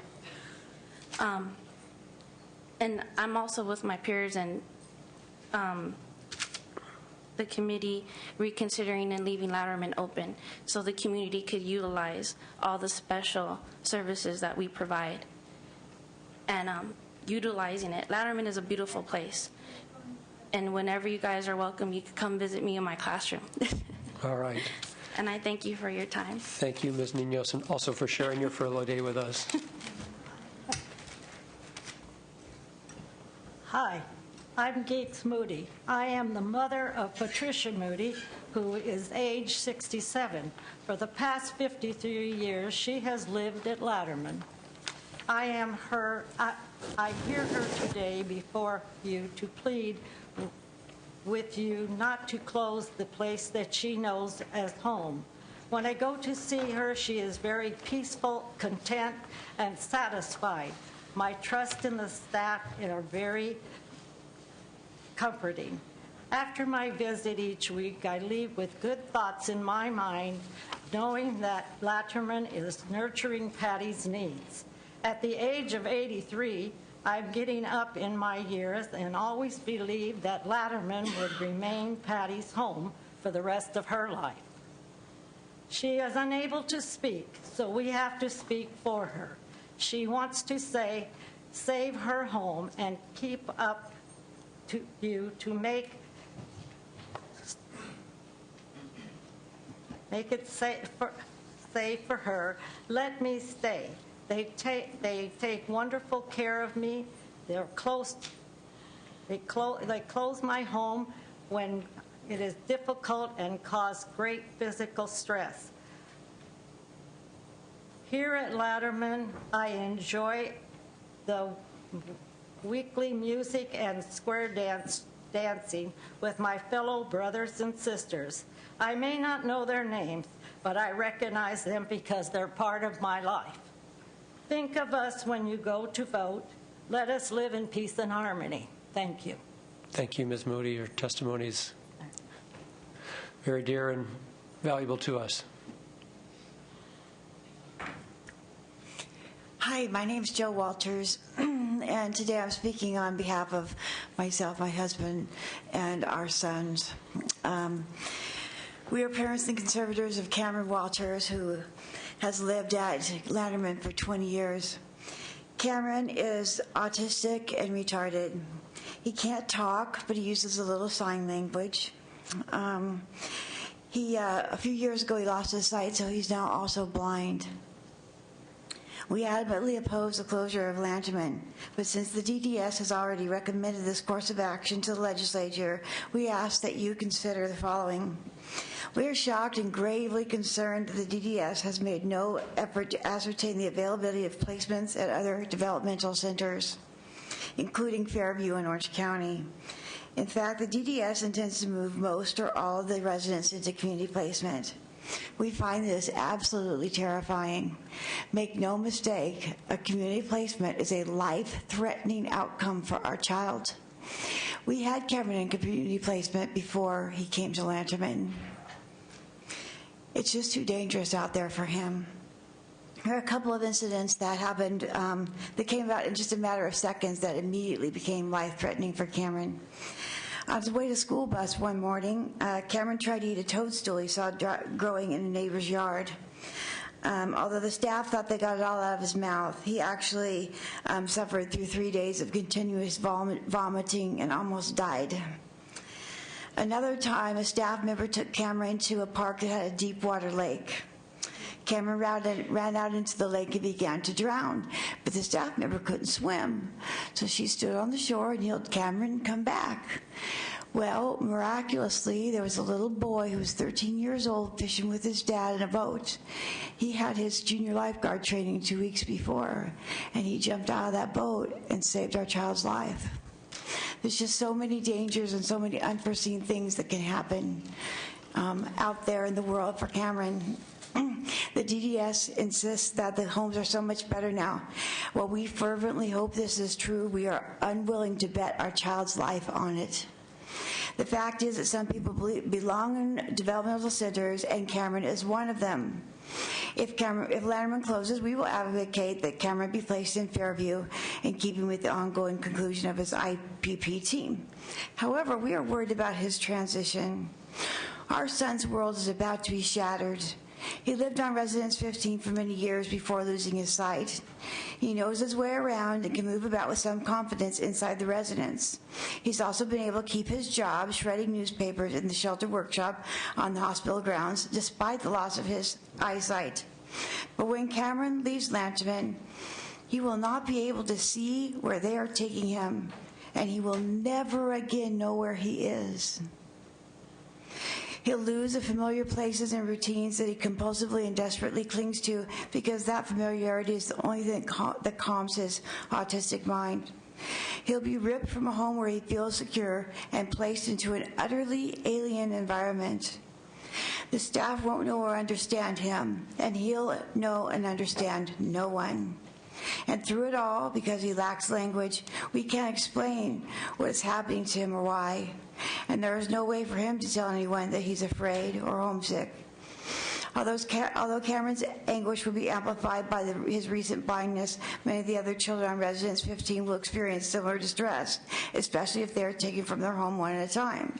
While we applaud the effort to place the children on a case-by-case basis, it also means that they may be extracted from their environment and removed from the only people that they know, one at a time, and we are very concerned about that. Furthermore, we believe that the staff on Residence 15 are very dedicated and compassionate professionals who know the children well. It's in the best interest of the children to experience the continuity of care that comes only with keeping staff and children together. If Lanterman does close, we propose that the staff and children of Residence 15 be moved as a group to Fairview Developmental Center. We ask that the DDS fully explore this alternative. Last, we ask that DDS staff and lawmakers to remember Lanterman residents are innocents. They are placed in your care and sacred trust, the trust of their families, of our society, of the state, and the Almighty. We implore you to proceed with extraordinary care and compassion, with open hearts and open minds as you work to find the most humane solutions possible. Thank you. Thank you, Ms. Walters. Thank you for your testimony. And as you can see, Director Delgadillo, among others, is taking copious notes, so your words are not going unheeded. And it is quite possible that through this transition consideration that Fairview may be the solution for Cameron. Excellent. I have some written testimony, too. We're happy to receive it. Thank you. Good morning, Senators. My name is Teresa DeBell, and I'm a member of the Parents Coordinating Council at Lanterman Developmental Center. I don't have a relative at Lanterman now, but I did have a brother who lived there at one time. I also have some letters from residents and family members who weren't able to be here today, and I have those for you there. The closure plan has many positive elements in it. It's a very thoughtful plan, and it has a lot of expertise and experience in it. One of the things that we really appreciate about it is that it stresses that no one will be moved before all services are in place, and I do believe that that is the intent of DDS. However, the families of the Lanterman residents are in opposition to the closure for several reasons. We are greatly concerned over the appropriateness of present community living options for our relatives. Given the current fiscal crisis, the ability of the state to develop and maintain new supports and services for our residents seems very problematic at the least. The current regional center budget has been cut several $100 million, with more to come. A movement of 400 individuals with complex service needs could tax a system beyond its present capability, affecting not only the Lanterman residents being moved, but also those individuals presently within the community system who are scrambling for adequate services. And I know later on today you'll be hearing a lot more about those problems. This is an ambitious plan to undertake in the final months of an administration. We don't know if the next administration will be in agreement with such a careful transition or be inclined to support the development and maintenance of additional services, expensive services. Or we don't even know if the current DDS executive staff would be retained, which I think would certainly be a blow to everybody. But it could also make it very difficult to follow through on a successful closure plan. Everybody needs to remember someone's success does not occur because of their address or the location of their home. Success occurs because they have the services and supports that they need. Please consider these thoughts in making your decisions that will affect our loved ones and others who are able to reach their true abilities and really live their lives with dignity and safety because of the loving and professional care they have received at Lanterman. Thank you. Thank you, Ms. DeVille. Your turn. My name's Sandy Donnelly, and I live in the garden for 10 years. Where do you live now? Step my house on my own. You good? And I got a boyfriend named Brad. And Brad's a lucky guy. Sierra Vista. Sierra Vista. Yeah. You good? Yeah. Thank you, Ms. Conley, for coming today. I'm multitasking now. I will speak in a second, but now I will be an interpreter.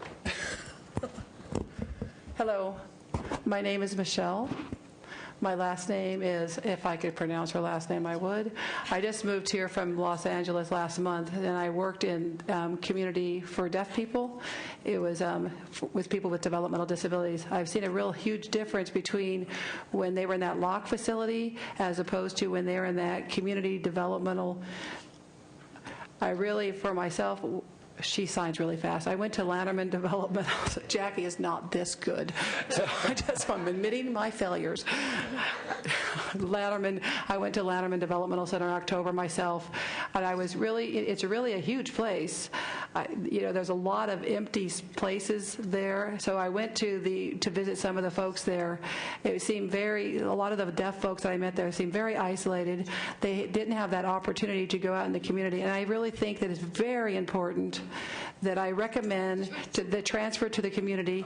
And I've really noticed that real big difference between the community and that locked facility just from my own experience.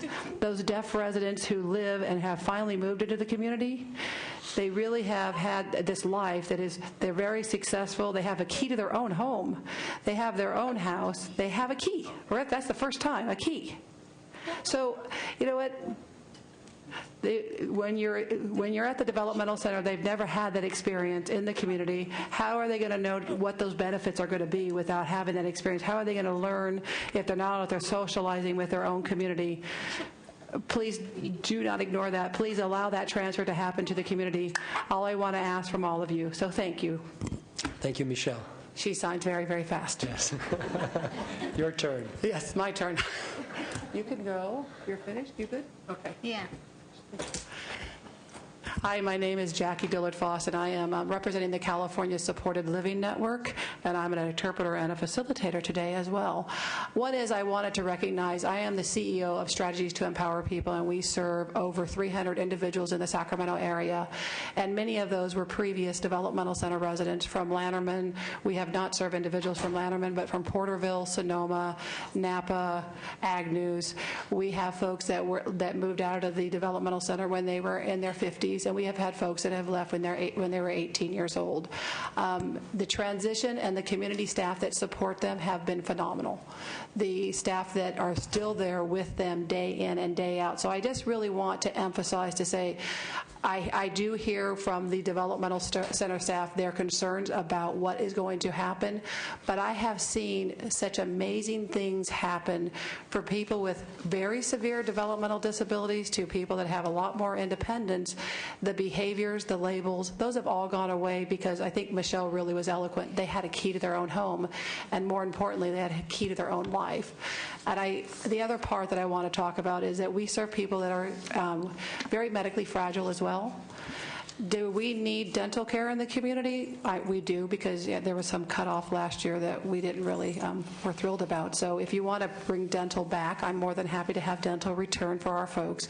But we have worked hard to make sure that the individuals that are in their own homes receive the medical support that is required. So I just really need to emphasize once again, one is I want to recognize the community, the employees of the community, and the amazing job they do day in and day out, the relationships they have developed. And I do hear, it's challenging for me at times because I do hear how people have said, I have assisted a lot of people to leave the developmental center. I have seen none of those staff from the developmental center come to visit anybody that I have ever transferred from the developmental center. That's 45 people in my 22 years of experience. So I wish they were to come out, and I wish they were to have maintained that relationship. I haven't seen it happen, and I wish it did happen. But I'm here to recognize my community employees, the amazing job they've done, and more importantly, to recognize those people who have left the developmental center and who continue to thrive. 4 of those people were at Sierra Vista. They are there. They are living.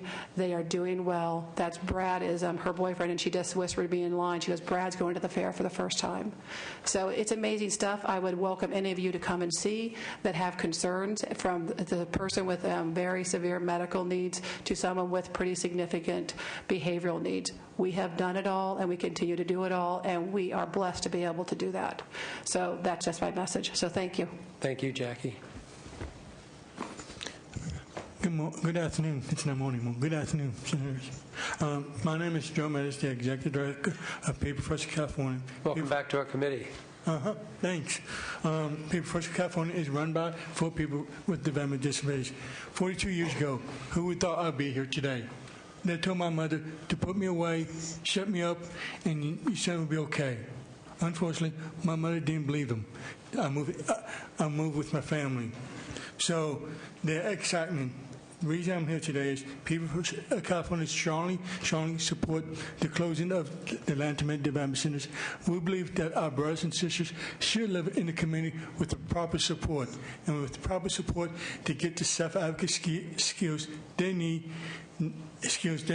to have a quality life. Because we believe that the support is out in the community and building the gap. I mean, we've seen so many success stories out, not just here in California, but across the country, how self-advocates are coming to the table. Who would thought I'd be here today 42 years ago as a self-advocate for myself? So, again, we strongly support the closing of Lanterman. If you need further information, we'd be willing to help you to make that happen, and we want to start local people first chapters within the closing of the Lanterman. And make people realize they can dream, no matter if you're 42 years old, no matter if you're 15, 82, here, different ages. Everybody has dreams. So no matter what your ability is, we still dream today and tomorrow. Thank you very much. Thank you, sir. Hello, my name is Brian Boxall. I am the past president of the Association for the Mentally Retarded at Agnews, which is the family organization. I was president of that organization pretty much throughout the entire closure process of Agnews. And I just want to say that the Agnews closure was a success not simply because the facility eventually closed, but because there was very careful planning and investment into creating new forms of service delivery at the community level prior to the individuals moving from the facility. And as was said earlier, the 962 model homes for individuals with extreme medical challenges, those were absolutely essential to the successful outcome of the Agnews closure, as was the state staffing program. And I would say that that was perhaps even more important for the behavioral clients to be able to continue their relationships with staff who knew their behavioral cycles, who could identify precursors, do appropriate interventions. So I really hope that the state will make a commitment to expand both of those pilot projects, not only as it relates to Lanterman, but statewide. And I must say, Senator Ahlquist and Ms. Van Maren, I'm so happy to see you here, because I know that the roles that you played in the Agnews closure, and I'm glad that you bring that experience to this situation here. As it relates to Lanterman, I'm not going to take a position of supporting or opposing the closure. I have to say that,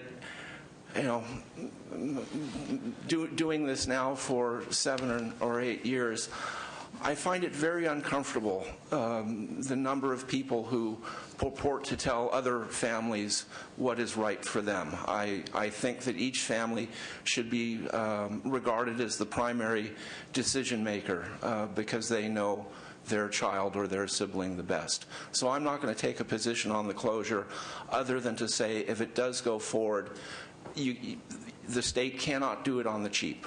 They made a commitment to Agnews families in 2003, and I hope that commitment still stands for Lanterman families. Thank you. Thank you, Mr. Boxall. Senator. I want to thank Mr. Boxall for being here, and he was instrumental in the family organization for making us grow to take on topics that at times were uncomfortable, and allowing us to work with you to do our best. So I want to thank you, and of course also thank Santi Rogers. I also forgot to mention him as well. Having worked in this area since I was in college, where I volunteered for 4 years, once a week, every week for 4 years, at the Illinois School for the Blind in Jacksonville, Illinois, where McMurray College is, and worked with children who were both blind and deaf, I have a small understanding of what families are going through. And I do have a question for Ms. Delgadillo. And that is, and maybe you said this and I did not hear it, but how will your department ensure that no Lanterman consumer transitions to a residential care facility until DSS or DPH has fully completed its licensing inspection on health and safety precautions, including having adequately trained, skilled staff to handle psychotropic drug administration and all the other areas that family have talked about? Yes, Senator Alquist, if I may. The process that we will use with Lanterman, very similar to what we used with Ag News, is a very close collaborative process that involves the regional center, as you mentioned, Santee, that involves the family, that involves the resident, it involves the staff at the developmental center, it also involves our staff that help with the transition, and we have specific staff that go out to the facilities as well. And in addition, we will have placement visits that will happen with the family and the resident before anybody moves. They cannot be licensed until they meet licensing requirements. We have been very fortunate with Ag News to develop a relationship with our licensing entities that they worked very closely with us as well. And there were many cases where the homes had to be delayed in terms of placements because everything in licensing had not been met. So we intend to use the exact same type of planning process and coordinated efforts that we used with Ag News in the case with Lanterman, so to make sure that everything is ready before somebody moves. Thank you. Thank you, Senator, and thank you, Ms. Delgadillo. We have a few more folks who would like to comment on our first agenda, and then we'll move on to the second. Thank you. Good afternoon. My name is Tony Myers. I'm a senior psych tech from Lanterman Developmental Center also. I've been there for quite a few years, but I'm also the state president for the California Association of Psychiatric Technicians, representing employees that work at Lanterman Developmental Center. And we're an organization that is pledged to advocate for the people that live in developmental centers and have disabilities and also mental health issues. And we stand opposed to the proposed Lanterman Developmental Center closure plan. The Lanterman plan, as formed and presented, represents a gigantic step backwards in developmental services policies and procedures. The backward step is not without consequence. We can't forget or dismiss what happens when a comprehensive model such as Ag News is not followed, and that's indicated in the Strauss and the Movers studies of previous people that have moved from developmental centers. And it's provided sobering reminders in those reports.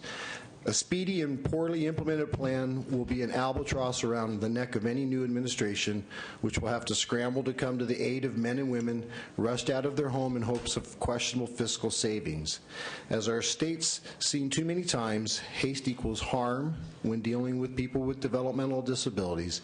Don't put these residents at risk. We respectfully request opposition to this hurried and incomplete, potentially dangerous plan to close Lanterman. I appreciate Senator Leno at the beginning when you talked about the history and how Director Delgadillo said in the 30s and 40s these places were developed to put people away. They're not that way anymore. We as employees have an especially invested opportunity to integrate them into the community. We know that's what our mission is. We appreciate that the department has said this is not a 2-year plan, but that is the intent that came out, and that's the reason that every employee at Lanterman Developmental Center is completely apprehensive, because you are saying 2 years still. If you put that type of pressure on people, hasty and unprepared planning will occur, and we're really concerned with that. We believe that if it is at the pace of the IPP and the individual's readiness to go into the facility, then you're not going to accelerate much past the 30 or 40 unless the gentleman from San Diego Regional Center is true and that he feels that it is an accelerated plan and there are going to be problems. If you go with the 30 or 40 that have been placed traditionally since the 2003, you're looking at 10 years.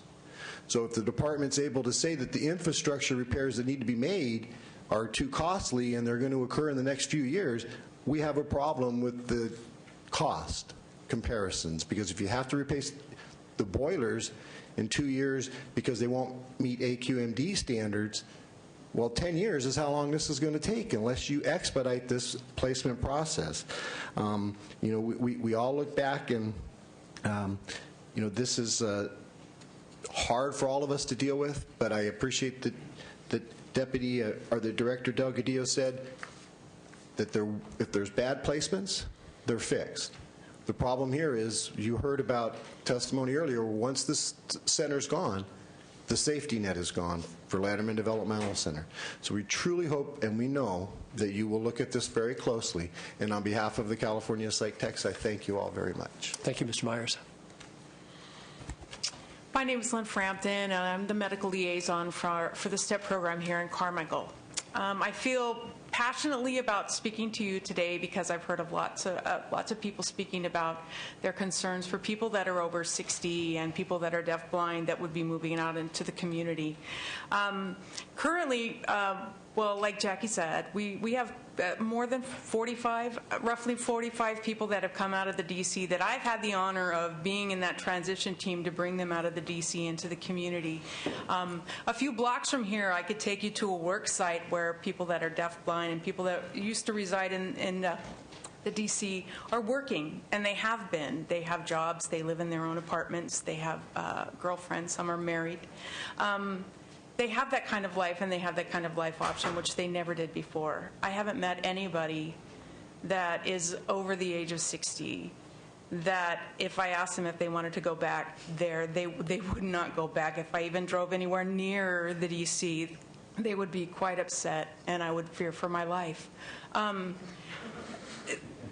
I have this opportunity. I'm here in Sacramento that I could take you to places where you could meet these actual people that are thriving, enjoying their lives, have so much expression of themselves in their daily lives, and they would never, ever want to go back. But before they moved out, they didn't have any idea what was out there, and neither did their families. I wish I could take up all the families and go, you don't have to be so afraid. It can be wonderful. Thank you. Thank you very much, Ms. Frampton. That's important for us to hear. My name is Melanie Bazil, and I work at Strategies to Empower People. And I'm here as an advocate for Aaron. Like Charlotte Coco had said, he was here this morning, bright-eyed and bushy-tailed, but he couldn't wait. So I have known him for 18 years, and when people were talking about the relationships that are formed in a developmental center, 18 years that's the longest friend I've had, and he's somebody with a developmental disability, so that connection is there. He was a resident of Napa State Hospital and Sonoma State Hospital, and when I first met him, the labels that he had, the reputation that he had, I won't repeat those because they're not very friendly, but I want to tell you now that he lives in supported living, some of the new labels that he has: handsome, snappy dresser, assertive, a friend, a homeowner, and a business owner.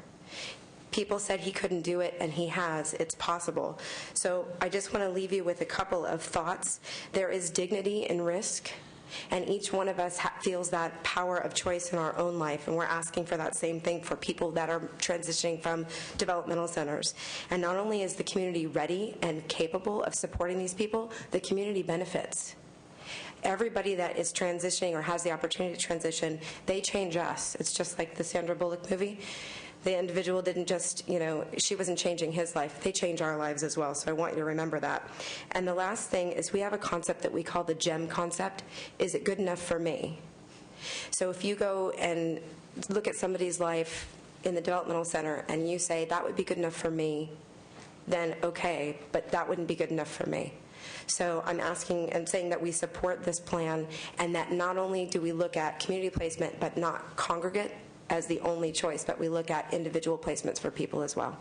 Thank you. Thank you, Ms. Bazil. Hi, my name is Anna Shands, and I too work at the STEP program. And I'm here to say that I am for the closure of the Latterman Developmental Services. Sorry, I'm a little nervous. Never been up here before. It's a little intimidating. I've been in this field 22 years, and honestly, I can tell you it's a privilege to be an instructor. It's a privilege to meet these individuals and get a chance to teach them life skills just like somebody taught me. We get to teach them natural consequences, and they learn just like I learned when I was 22. If I didn't pay my bills, I didn't have SMUD. And they learned that if I chose to do something with my money that probably wasn't smart, I learned from those things. So I think it's a benefit to have them a part of our community. They give to us just as much as I give to them. I think it's just a privilege and an honor to know and have relationships with these individuals. And so that's all. Thank you. Great testimony. Thank you. Hope it wasn't too scary. No. All right. Before we take action and move on to the second agenda, anyone else? We want to make sure everyone's voice has been heard. So thank you all for participating and for your patience, and for those who were not able to stay, our apologies. And thank you, Director Delgadillo, for your very comprehensive introduction of the transitional plan. And I'm going to suggest that we keep this item open pending our May revision, and to keep the conversation ongoing. And I know our offices will be hearing from constituents from our districts and from the Lanterman part of the state as well, and we'll be sharing all that with you. And then additionally, I want to underscore, and I don't think we can repeat this often enough, that the consumer and family choice will be maintained throughout this process. And that's said not only out of respect for each, but with recognition that no one is better informed regarding the needs of the consumers and the families, and the consumers and families themselves. And I've been very impressed that that seems first and foremost for Director Delgadillo and her department and staff. And so that gives me a confidence. This is going to be a collaborative effort, and we'll all have our voice in this. And with regard to the individuals who spoke for the psychiatric technicians, I can understand your concerns, but I would like to reassure you that from a legislative oversight perspective, and I'm certain that I speak for my colleague, Senator Alquist, as well, who has been a leader through the transition at Agnews, that there is no set time frame here. This is not about 2 years, 3 years, 5 years. It's about making sure that before anyone makes the transition, that their comprehensive needs are not only identified, but met and in place. And as long as that takes, is what it will take. We only, I'm sure there's no doubt in this room, only want to repeat, if not improve upon, the documented success of the Agnews transition. So with that stated, and Senator, if you'd like to make any other comments before I make the motion, go ahead. I think it's been a great discussion. I think those who testified, and I'm sure the outcome will be a good one. Thank you. And thank you for bringing your experience, because I don't have that which you have, having chaired this same committee on the Assembly side through the Agnews transition. I will make the motion then that we adopt items 1 through 6 on page 16, and without objection, that will be the action of the committee. Agenda 2. We have 4 issues, and among them are a few action items. Take your time.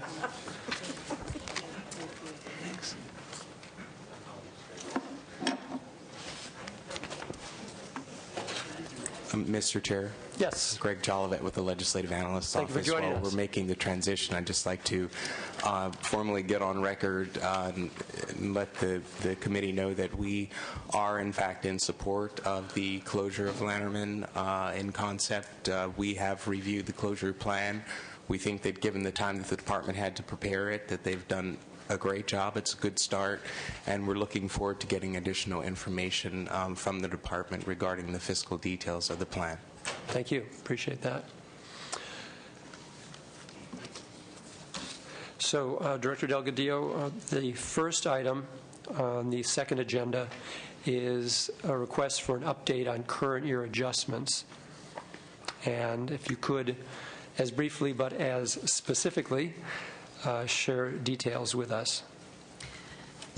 Yes, Mr. Chairman, and I'll skip over, in light of the time, any introductions and summary and go straight to the item in terms of the update.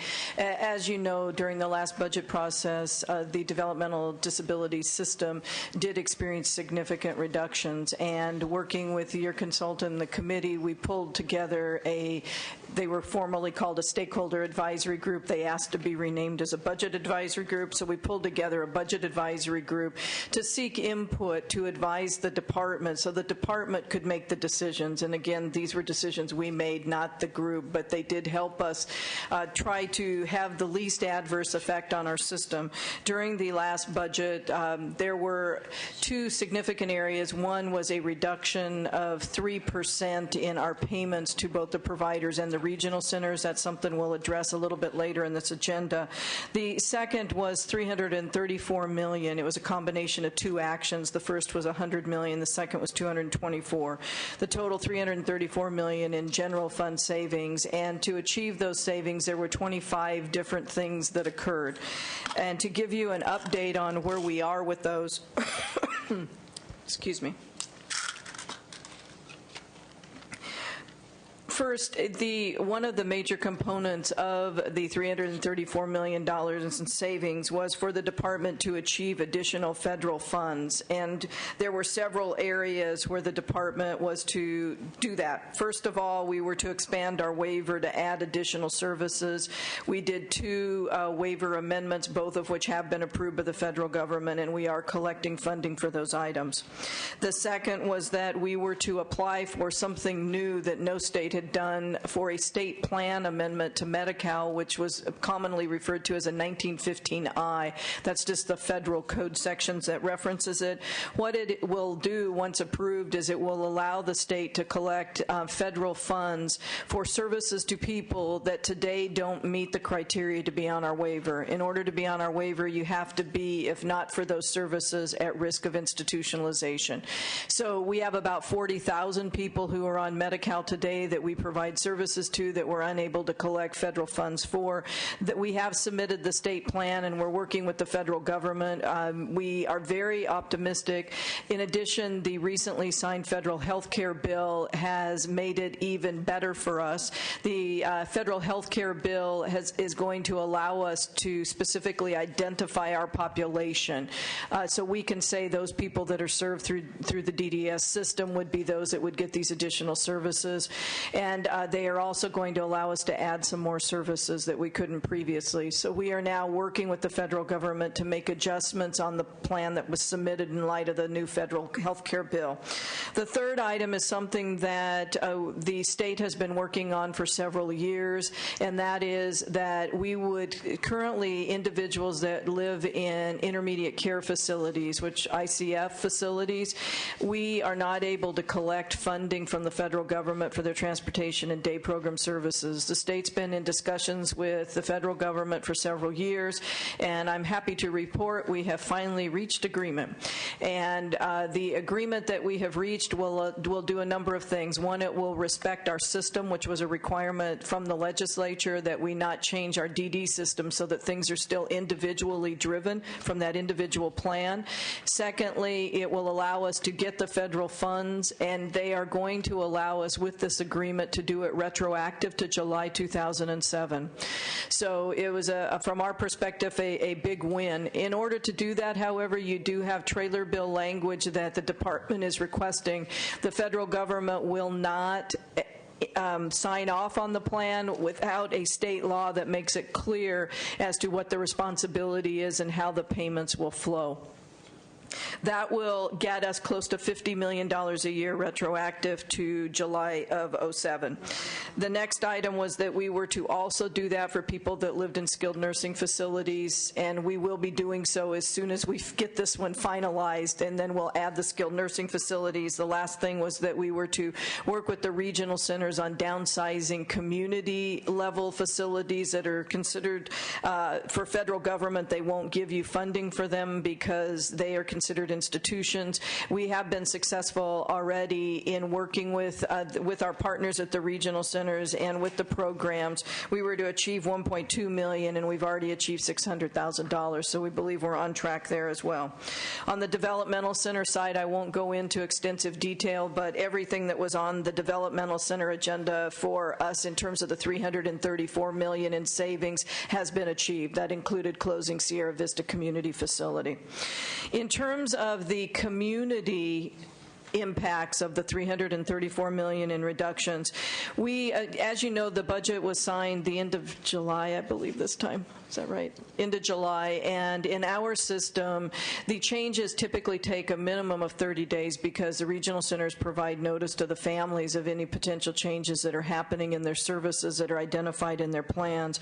So for many people impacted in our system, the changes, as soon as they took effect, were September, and in some it was even longer than that. So as we look at the budget reductions that happened this last year, what we've done is we've developed a very extensive monitoring to try to be able to keep you informed as to what we are seeing.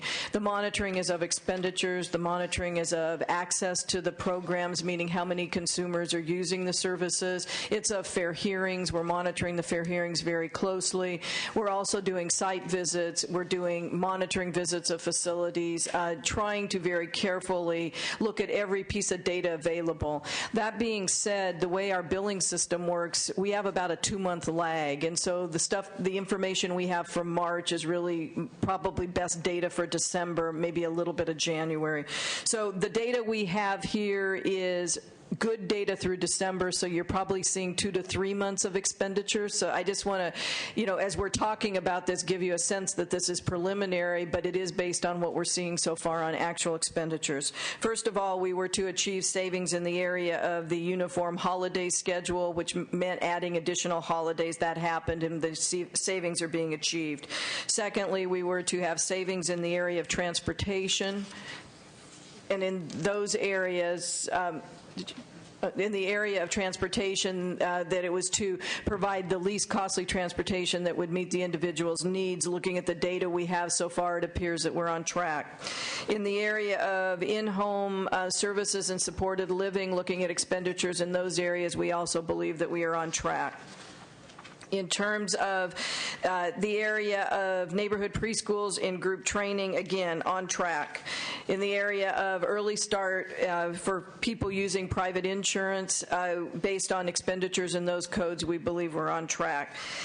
In the area of eligibility criteria for the Early Start program, this one I want to speak to just a bit. It's in the agenda, and that is in the Early Start program, it's serving babies 0 to 3 years of age, and there were a number of changes that occurred as part of the $334 million to this program. This program is a federal program that is part of the federal IDEA Act, and in the changes of the 334, we looked at serving the babies with the most need, and we are seeing a reduction in the number of babies coming in. What we are believing is it's a combination of things. Number one, the birth rate's been down the last 2 years, so the pool from which the babies would be coming is going to be down. It's down about 7%.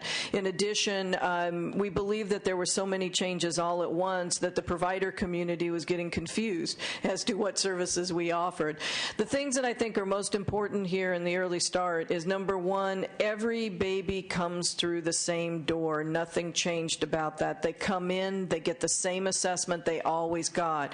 Then, if after the assessment it is believed that the baby is with lower incident needs, they're offered a prevention program so that every baby does not go without services, but the prevention program is designed to help those babies with lower needs and to provide coordination for the community. In these areas, we do believe that we are achieving the savings, but we cannot tie it to the specific changes in the trailer bill because of the birth rate and some of the other things that we've seen there into intervening factors. Areas where it's unable to determine, we have a section that refers to general standards, and it included things like the regional center sending notices to the families like what we get in our managed care plans, where it says these are the services we bought this month for you. Well, the regional centers are doing that. It also required the use of generic resources, and it required in certain cases where they would use the least costly vendor. Because those things affect virtually everything in our system, there's no way for us to tease out with our data data, whether or not those savings are being achieved. What I can tell you overall is within our budget, and the way the 334 was arrived was that last year our budget in the community was expected to grow by $334 million general fund. These changes were to keep us at last year's budget. I can tell you, based on expenditures today, we are on track to stay within last year's budget, meaning whether or not these specific things had those exact impacts that we'd anticipated, I can't tell you in some cases like in this, but I can tell you we are staying in a no-growth budget this year based on our expenditures. There are areas where we believe that we are partially achieving the savings based on the data, but maybe not achieving all of them. That's in the behavioral services area. Also the parental fee area. We think in that area, the economy, people's incomes have dropped, and so the amount of fees have dropped as well. We do have one area that was probably one of the most difficult for any of us to come to, and that was to temporarily suspend some of the services. We do believe that we are achieving a lot of the savings, but not all of it. There are a few areas where we are not achieving savings, and we know for certain that we are not. First of all, there was $4 million in anticipated savings to allow respite workers to provide certain types of additional medical assistance services. We required an application to come to us for approval. We've received none, so we know that that's not occurring. Secondly, there were two areas in the area of day program where we anticipated savings. One was a new program for seniors. We anticipated $1.4 million total funds, $1 million general fund, and we assumed about a little over 400 people will participate. To date, 5 are participating. The second was an employment program in the day program, and we anticipated 2,000, almost 2,600 would participate. To date, 6 are participating. So again, there are no savings in those 3 areas. The area where we are achieving more savings than we had anticipated is the area of respite. We have a handout here.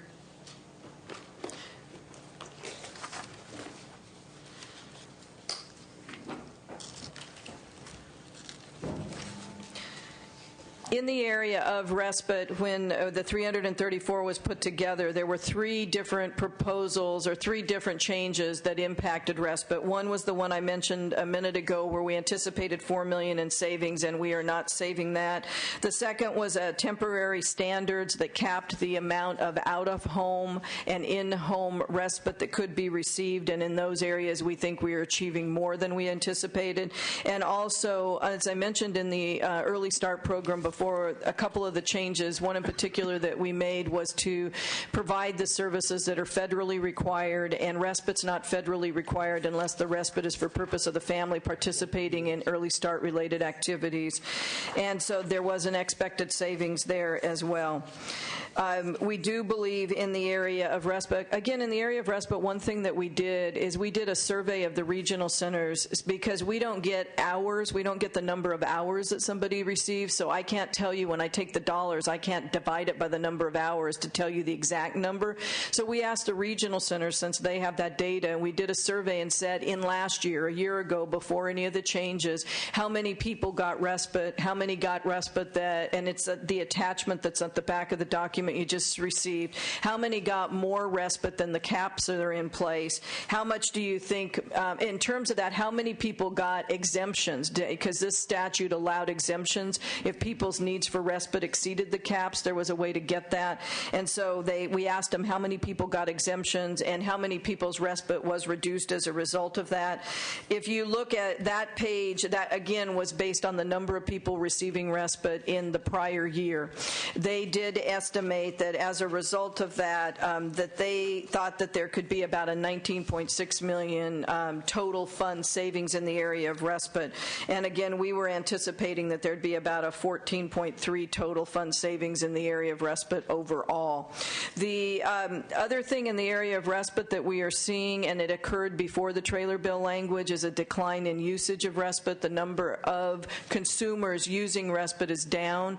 We think that could be a number of things. The administration and the legislature has taken other actions in prior years. Number one, that required families who have the ability to pay for services to participate in the payment for their children children, and in some cases we increased it to 100%. So we think that that may have had an impact on the parental responsibility. We also required additional emphasis on parental responsibility and reviews that occurred. We think that's had an impact. We also think the economy. We think because some people maybe aren't working, that maybe they aren't using it as much as they would be otherwise. So all that being said, in the area of respite, it is the only area so far that we can tell you, looking at our data, that we appear to be saving more than we had anticipated. What's unfortunate for all of us as we look at this is that our system still has to save the $334 million in general fund, and at this point we think we can do that. One big thing that it helped us is part of the budget, as a result of the governor's veto, required us to get $50 million from the Prop 10 Commission, and I'm happy to report that last week that we were successful in that endeavor. So with that, we now believe we won't have a deficiency in the current year, separate from the transportation one on the agenda later here today. Thank you for that very comprehensive and succinct presentation. I don't think we touched on the custom endeavors option and then also the new services for seniors. I see in our notes that we're having much less participation than we had imagined. Yes, those are the areas, two of the areas where we don't believe we have the savings. And the senior program, we did expect about 424 people to participate, and we have 5. And we know because we have them in a subcode. And then we have on the custom endeavors, which is a work program that I think everybody's excited about, that we expected 2,583, and we have 6 participating. So yeah, unfortunately, I think that, you know, we all tried to figure out the best way, everybody, to put these forward, and they didn't quite work the way we had hoped. But also, it takes time for some of these things to roll out. Very good. And also, I think we are all individually and collectively appreciative of the assist that we're getting from First Five, because that's a big piece of the puzzle.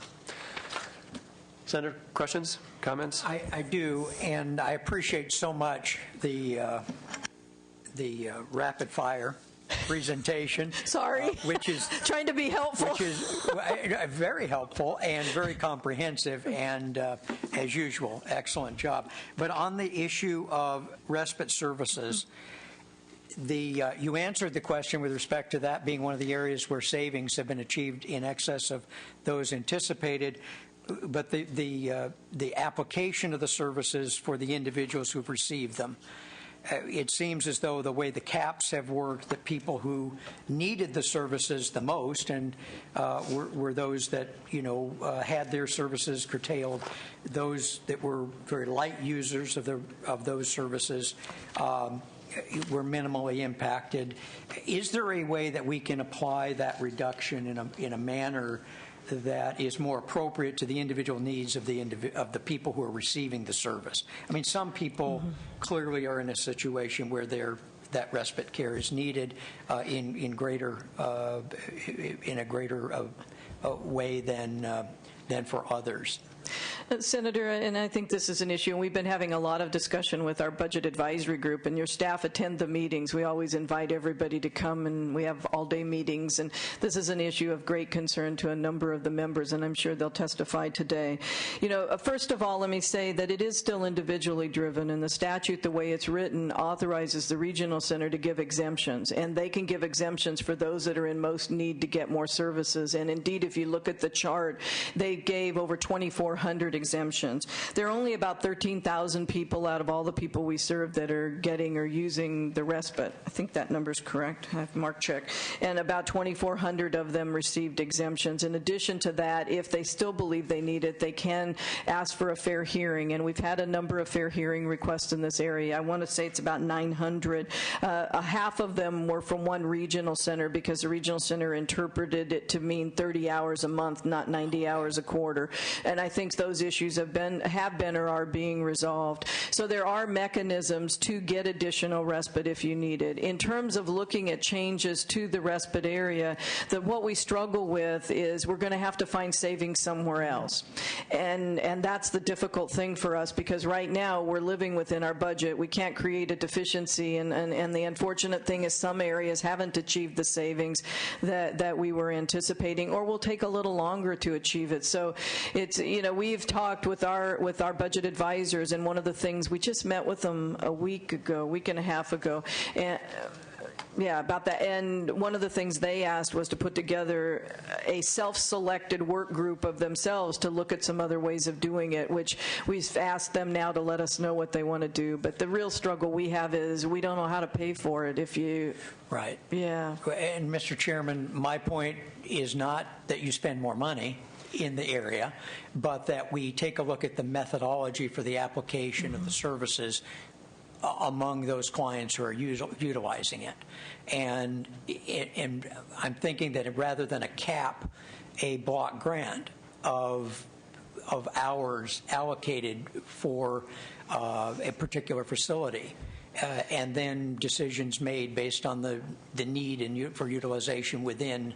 But it sounds as though the working groups are already working on that kind of an approach?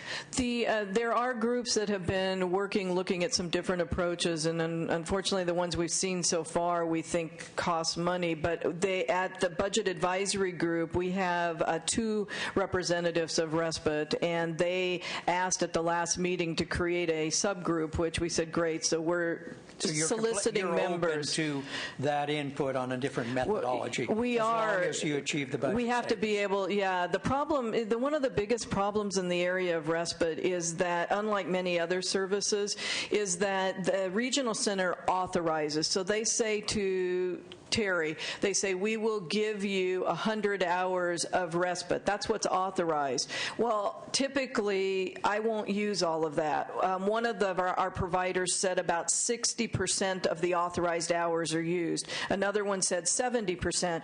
Because we don't know, and like that chart you see, it's the number the regional center authorized. We don't know how many of those hours the families actually used. And we're seeing probably a decrease in utilization for a number of reasons. One, that the parental pay has gone up. 2, the parental responsibility. 3, the economy. And so when we use authorized hours, if you say, well, just reduce that, it may save nothing because people aren't using those amounts now. Unfortunately, with Respite, our antiquated data system doesn't give us the hourly thing, which makes it really hard. I wish that weren't true. But we're open if there are ways of doing it. But so far, unfortunately, we haven't found one where we can certify. And unfortunately, again, our budget, we're barely within our limits. Thank you. Thank you, Senator.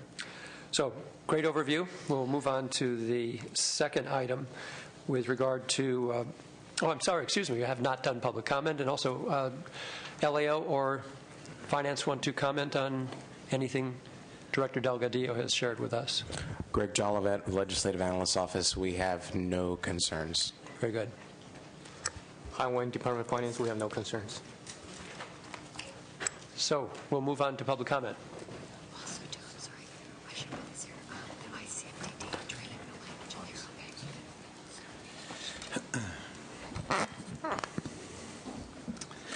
Hello, Mr. Chairman and members. Rick Rollins. I'm here today as a member of the DDS Budget Advisory Committee Group, appointed by Director Delgadillo to represent the autism community. And since Senator Ashburn, yourself, Senator Leno, and Senator Alquist are all 3 of the 14 members of the Senate Select Committee on Autism and Related Disorders, I wanted to make sure and be able to express our, first of all, appreciation for your involvement as a parent and a co-founder of an organization called the Alliance of California Autism Organizations.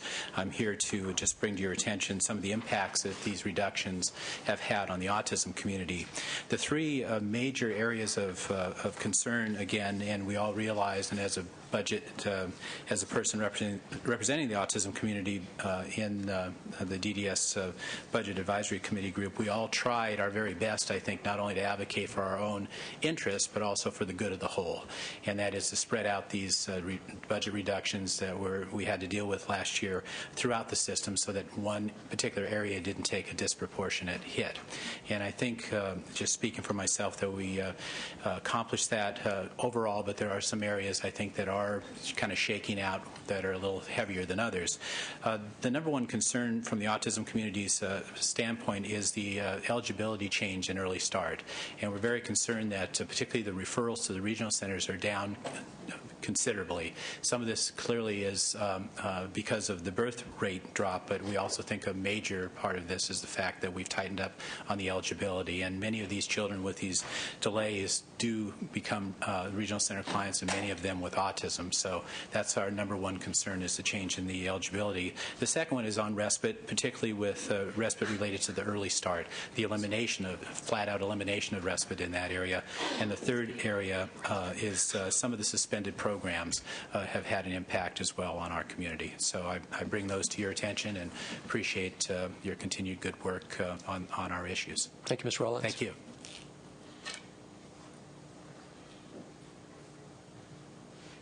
Hi, I'm Mike Hopkins with the California Respite Association.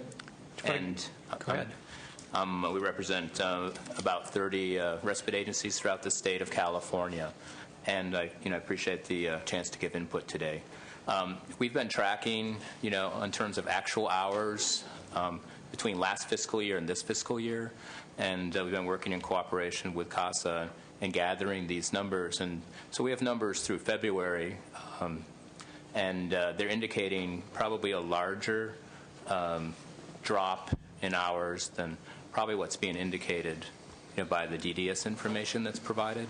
And part of that may be due to that there's actually hours that were not surveyed on the regional center survey information, and that relates to below the respite cap hours. Like, for instance, if a family all of a sudden switches to IHSS services, a generic service, or again, like as I mentioned earlier, if they're participating in the family cost participation program and they've lost hours in that regard. Pop drop may be part of it, but there's definitely a shift, and we're seeing actually from the people who responded to our survey, the in-home respite agencies and out-of-home respite, that there's anywhere from like a 15 to 20% drop from like this current fiscal year to the previous one. So we're actually like below the previous fiscal year. So that's what we're seeing. So it's not getting better. It seems to be getting worse. There are approximately 1,000 families that are appealing. Yes, a lot of them are probably just appealing based on the monthly auth period, but it is one of the largest fair hearing appeal levels in the state. So we hope that you'll consider alternatives. And we appreciate Senator Ashburn's suggestion of an alternative. Our association is putting forward an alternative, which is basically taking the existing cap but expanding the hours to 120 hours per quarter for in-home respite and up to 30 days per year for out-of-home respite. So that's one thing. Another is that the exemption process was communicated in different ways with different regional centers, and so even though there were families granted exemptions, we would like to actually have a written notification process for that exemption made available to families. In many cases, the communication that occurred over the phone was not sufficient enough for the families to realize that they actually had this exemption process available to them. And hence, perhaps more people would have pursued, either the exemption or a fair hearing process if they had known that was available.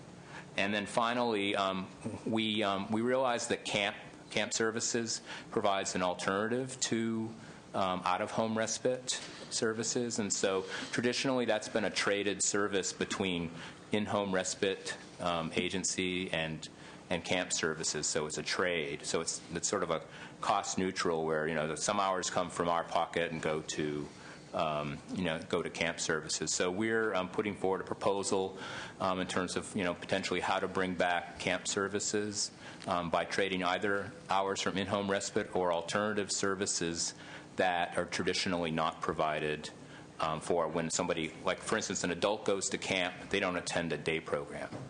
Those types of things happen. So there is obviously sort of a cost neutral situation there. So we think we've got a solution to present there as well. So we'll provide this draft information, and thank you in advance for your consideration. Thank you for the helpful suggestions. Senator Leno, Senator Ashburn. Greg DeGier, representing the ARC of California, representing the people with intellectual and developmental disabilities and their families. As I'm sure you know, the actual effects of the cuts last year, on top of the cuts that have been and rate freezes have been going on for years, has been a real effect on people. It's not just achieving savings without hurting people. Assembly Budget Sub 1 has been holding hearings on the cumulative effects of these cuts, the IHSS cuts, SSI, SSP cuts, and so forth. You've heard about some of them, respite, some of the ones that Rick Rollins talked about. These are all serious concerns. We, of course, never support any cuts. How could we?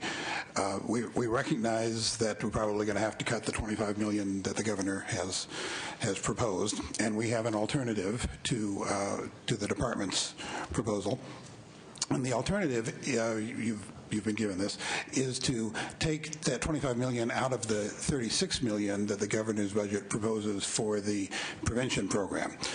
This prevention program, as the director described it, doesn't actually, and she described it accurately, does not actually prevent anything. It's a case management, it's an intake and referral out to generic services that are not specifically designed for people with developmental disabilities, but they're required to serve the general public, and therefore they're required to serve people with developmental disabilities like everyone else. They may or may not be able to do it as well as specifically DD program would. And then the third part of the program is tracking the people. We think this is better than nothing, but there's only been 3,000 people, 3,000 kids who've come through it, and we think that the amount left after you take $25 million out of the $36 million that the governor's budget has proposed would be plenty to do that minimal amount that it is being done and should continue to be done. We support the proposal of the respite organizations for more flexibility to achieve the same savings without hitting the people most in need the hardest. We had a bill last year, that would have tried to do that by simply cutting everybody 2% instead of the people cutting people most in need the most and everyone else nothing. That's perhaps still a reasonable alternative, or perhaps others can be come up with. But we do think there's a need for fixing that. Then thirdly, we've given your staff proposals to fix three other.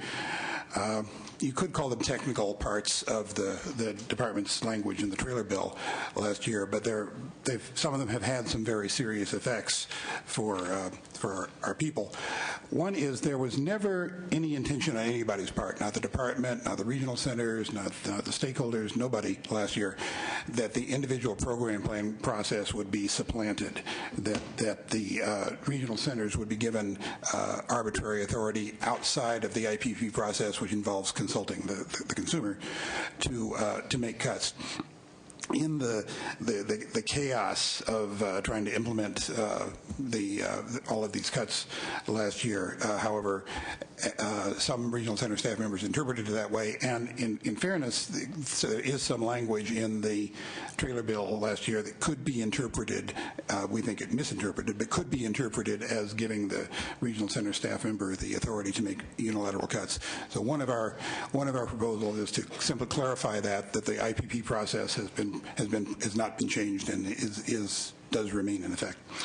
Second is the notification process that was just mentioned, that we would like to see the existing written notification that the regional centers give people when their proposals, when their request for service has been turned down, has to include what the existing exceptions are that they might be able to apply for. And third, the legislature, the department's language the legislature adopted created several exception procedures. All of them are permissive. The regional center may grant exceptions in this case or that case. We would like to say that in cases where granting that exception is necessary to keep the consumer in their home, which is both, as we all know, both better for them than and an out-of-home placement, an institutional placement of any sort, and also cost less, that in those cases, that narrow number of cases, if the consumer is eligible under the existing law for the exception or the waiver, that the regional center shall grant it. We've given you those proposals. Very good. All right. Thank you for all your suggestions. Thank you, Mr. Chair. Members, Jordan Lindsay with the California Association for Health Services at Home, representing home care, home health, hospice agencies. And many of our agencies do provide respite throughout the state. It's been very difficult cuts all around. I don't envy your positions at all for making those decisions. Specific to respite, I want to really thank you, Senator Ashburn, for bringing up the issue about the cap and how it has been impacting. I've been receiving calls, more so when it was first being implemented, from mothers and siblings, just in anguish about, we were receiving 100 hours a month, and now we're receiving 30, and I have to quit my job, that type of situation. It's many of the same consumers that we were talking about in the previous discussion, actually, ones that have severe medical issues or severe behavioral issues, where without this type of support for the family, those consumers are going to have to go straight into the custody of the state, to be blunt about it.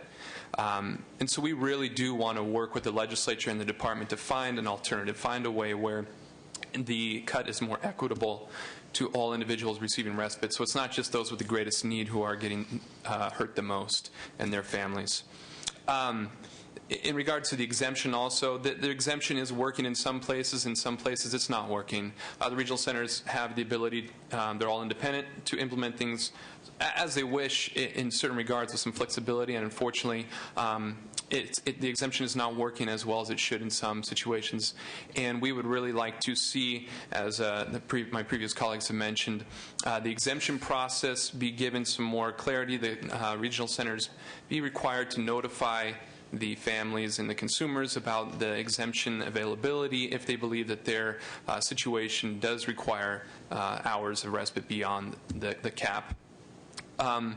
The survey, I want to just mention real quickly in the survey, I think it was mentioned before, that providers are showing about a $30 to $35 million cut annualized due to this cap. Regional centers are showing about a $20 million cap from the survey. The survey, I really appreciate, and we really appreciate the department for putting that together and for the work group working on it. I think that one missing link that was mentioned before is that any consumers receiving less than the cap were not accounted for in the survey, and many consumers are having their hours reduced even if they were below the cap to begin with. So I think that might inch it up from the $20 million mark up closer to where the providers are seeing it closer to the $30 million mark. And finally, the work group which the department agreed to form is fantastic. We really applaud that. We would request to the department as well as to the legislature to help have that happen sooner rather than later, so that we can hopefully come up with a solution like Senator Ashburn was talking about to get into hopefully the session that we're in now, as opposed to start working on it in July or August. And with we don't have any position right now. Internally, we haven't decided on a position moving forward, but we would like to find some alternatives like that. Thank you. Thank you, Mr. Lenz. Appreciate it. Evelyn Abu Hassan with Disability Rights California. Again, we've also provided extensive written comments as to this portion of the agenda. I'm going to highlight a few things, and then I'm going to turn it over to So-Wing Bond from our Sacramento office to highlight some other issues. Let me start by saying that we appreciate that the state's in a difficult financial situation, and we really want to commend the department for its transparency and its leadership to try to close what has been a tremendous budget gap over the last few years. There's been some really proactive reforms to increase federal financial participation and downsize larger facilities and move forward in that direction.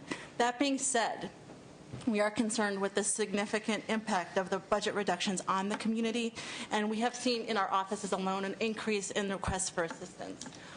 Significant increases. We've seen problems with families being provided inappropriate notice. This has been mentioned before. Given oral notice, not written notice. Given notice in languages that they don't understand. Many of our clients are non-English speaking, and if you can't understand the notice, you're not going to be able to act. You also have people with significant cognitive disabilities that can't comprehend the notices.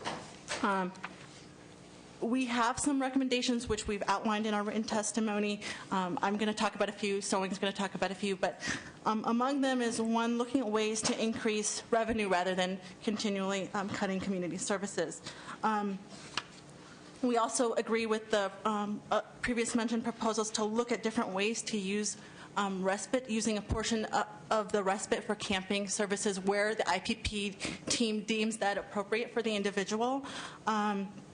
And we believe that that's appropriate. With that, I'm going to turn the floor over to Sewing to highlight a few other issues that we think are critically important. Before we continue, I'm going to have to ask everyone to cut back on their comments just a little bit because I'm going to be losing members and we're trying to keep this moving a little bit faster. Okay. So would wish we could grant everyone 15, 20 minutes each because I know there's a lot to discuss. So well, Evelyn did the heavy lifting, so mine will be a lot shorter. She always does. Thank you. I just want to share that, at least with the respite, it's really the glue that keeps the family together because that's when they use it to run errands, to get groceries, to do the things that they can't do while they're caring for their individuals at home. So respite, even though it's a very important service to have to help families to keep intact and to stay out in the communities. And with that said, I also echo what said prior in terms of the exemptions. We want to make sure that the reduction in the respite comes because it was appropriately done and those families for whatever reason don't need it. What we want to prevent is that respite are not being provided to families who do need it, but are not provided information about the exemptions and are then suffering without knowing that they actually qualify. So I would echo others in suggesting that we make sure the exemptions, they're not applied very consistently across the board, across the regional centers. So what we're suggesting is to make sure the exemptions are in the notices itself, so that regardless of what regional centers you come from, you're going to get that language in the notice of action that says, by the way, we're reducing your respite, and there are these exemptions. If you fall under it, you can qualify for additional hours. So we want to make sure that that's in there and to highlight the importance of respite and keeping the families together. The second piece is that there was additional standard holidays for individuals who were supported employment, but there are individuals who actually have jobs in the community that aren't supported under supported employment, but rather by day programs and work activity programs. We support people working. We support people with developmental disability working, and we ask that these individuals who, although are working in the community and aren't supported employment, are also exempt from the uniform holiday as well. All right. Thank you. Thank you. Mr. Chair, can I jump in here on the issue of respite, and maybe we can avoid repetition. Ms. Delgadillo, my understanding of what you responded to me was that you are completely open to alternative methods of applying the reduction. The reduction will occur, but the methodology for applying it to the individuals, you're open to that. You're open to a working group. You're open to the input from whatever source in coming up with better alternatives. Is that correct? Yes, with the caveat that we have to live within our budget. And with that understanding, that's been part of the struggle in terms of what's come forward so far. And one of the speakers previous mentioned the desire that if there are alternatives, that they be considered now before the budget's adopted so that it's clearly understood how it would occur if a change is going to occur in the methodology, and you're open to that. Yeah, I'm definitely open to looking at alternatives, but we have to save money within our budget. And if the alternatives result in more expenditures or that we can't assure you that we think we're going to live within our budget, we can't support that unless we cut somewhere else. I think in every response you've given, the theme has been as long as the budget reduction is achieved, you're open to these alternatives. Does everyone hear that? Okay, good. Thank you for that commitment. Thank you, Senator Ashburn, and thank you, Director Delgadillo, for working with us. So we'll be as creative as possible, and everyone's got that message, right? So we're going to live within our budget and at the same time be responsive to all of the comments that we've heard today. Mr. Chair, Dwight Hanson on behalf of the California Disability Services Association. Associate myself with the comments made by my colleagues previously. This has been a good dialogue on this issue. Let me just touch the respite very, very briefly, and they have another item. Living within your budget is a great goal, but I'm not sure it's much relief to a family if they have to take a harder hit on respite in order to offset cuts that aren't coming from senior programs or something like that. So you have a policy decision to make relative to how deep those cuts are going to be. We look forward to working with the department, but we got to make sure we're not taking more out of that item just to offset something else. Secondly, there is a budget offset that you have to be aware of on this. For the most high-need folks, if they don't get respite, they're at risk for out-of-home placement. That respite is a desperate situation for folks who are getting relief and at the very high end. So it doesn't take very many families putting their children, and these are adult children oftentimes in their 40s, into an out-of-home placement before you wipe out the entire savings. So there's a balancing policy issue with that. Secondly, relative to the early intervention piece and the prevention program, it was devastating to have 17,000 at-risk families lose early intervention services in this process. And in another time, in another place, we would be begging you for restoration. It's not that time and it's not that place.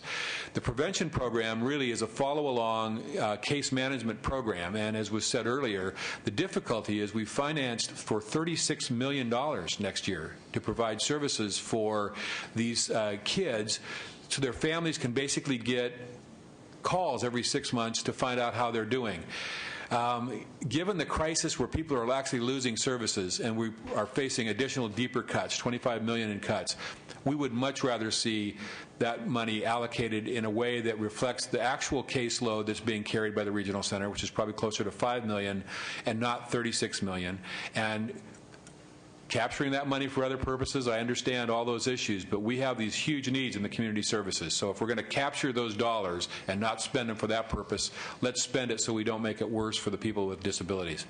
Then I want to just give you a clarification on the two quick items. If you could, very quickly, right. The senior program and the CEO program. The senior program parameters were for anybody over the age of 50 who were healthy enough to be served with one staff person for 8 and wanted to be non-active. We'll jokingly maybe refer to them as to watch the Oprah show all afternoon. There's a reason why people didn't sign up for this. First of all, there's not that many real seniors who don't have medical issues and could be served in a 1 to 8 program, and it's not likely that that's going to expand over time.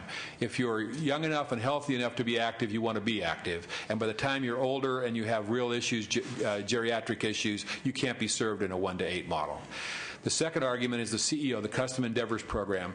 That's a model in which folks were going to go out and find a different activity, volunteer, work, sorts of things in a different model than they were getting before. That defines day programs now. The reason you don't have people enrolling in this, quote, new program is that's their life now. In an existing day program, they work 2 hours, they go volunteer at a food closet, they do what they do. So once again, it's unlikely that you're going to see a lot of new enrollment in that program because that is in fact their life today, and there was nothing offered there except perhaps maybe a loss of hours. If I'm working full-time now, or I'm working half-time, or I'm volunteering, the idea of taking fewer hours is not very appealing. So we look forward to working with the director and with this committee. Thank you. Thank you, Mr. Hanson. Did you have a quick response? I can either address it now or the $25 million, whatever. Why don't we wait? Okay. Yeah. Okay. My name is Teresa Brakefield. I work at Valley Mountain Regional Center in Stockton, 5-county regional center.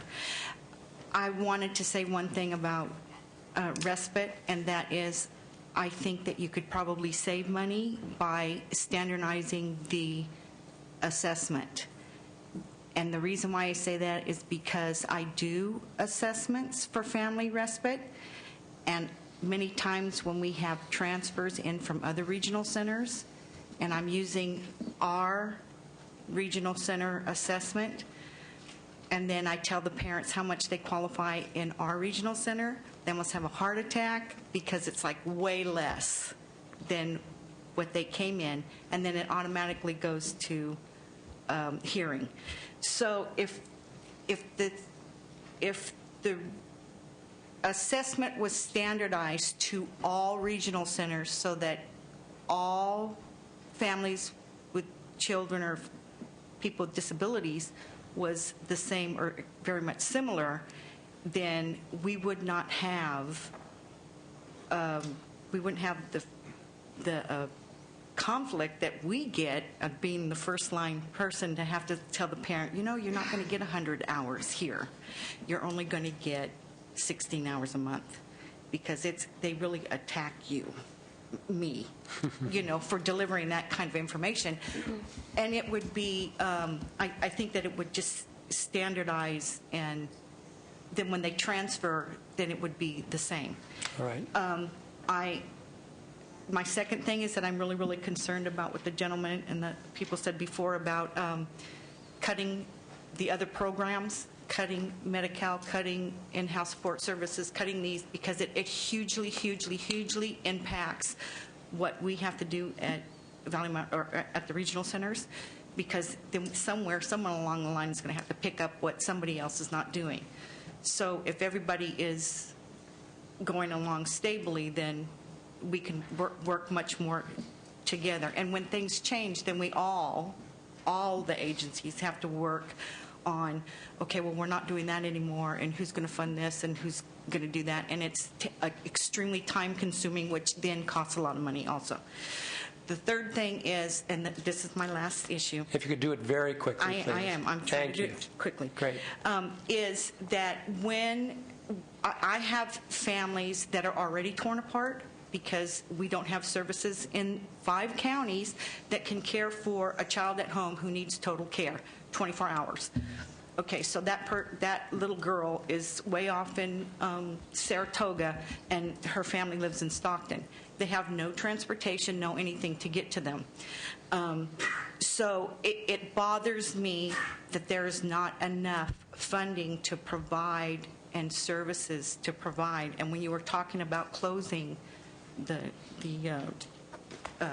Lanterman, you're talking about promising those people that there were going to be services in place, and there's already not services in place for people who are not in that hospital, that are already in the community, highly difficult to place and to keep them safe.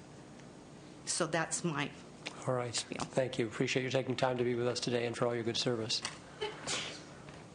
Mr. Chair, good afternoon, esteemed senators and esteemed panel as well. My name is Brandon Penelosa. I'm here on behalf of the Res Coalition, on behalf of Mr. Boyd Bradshaw as well. As you may or may not know, Res Coalition is a business league comprised of over 1,200 residential service providers spanning through Sacramento all the way down to the most southern border.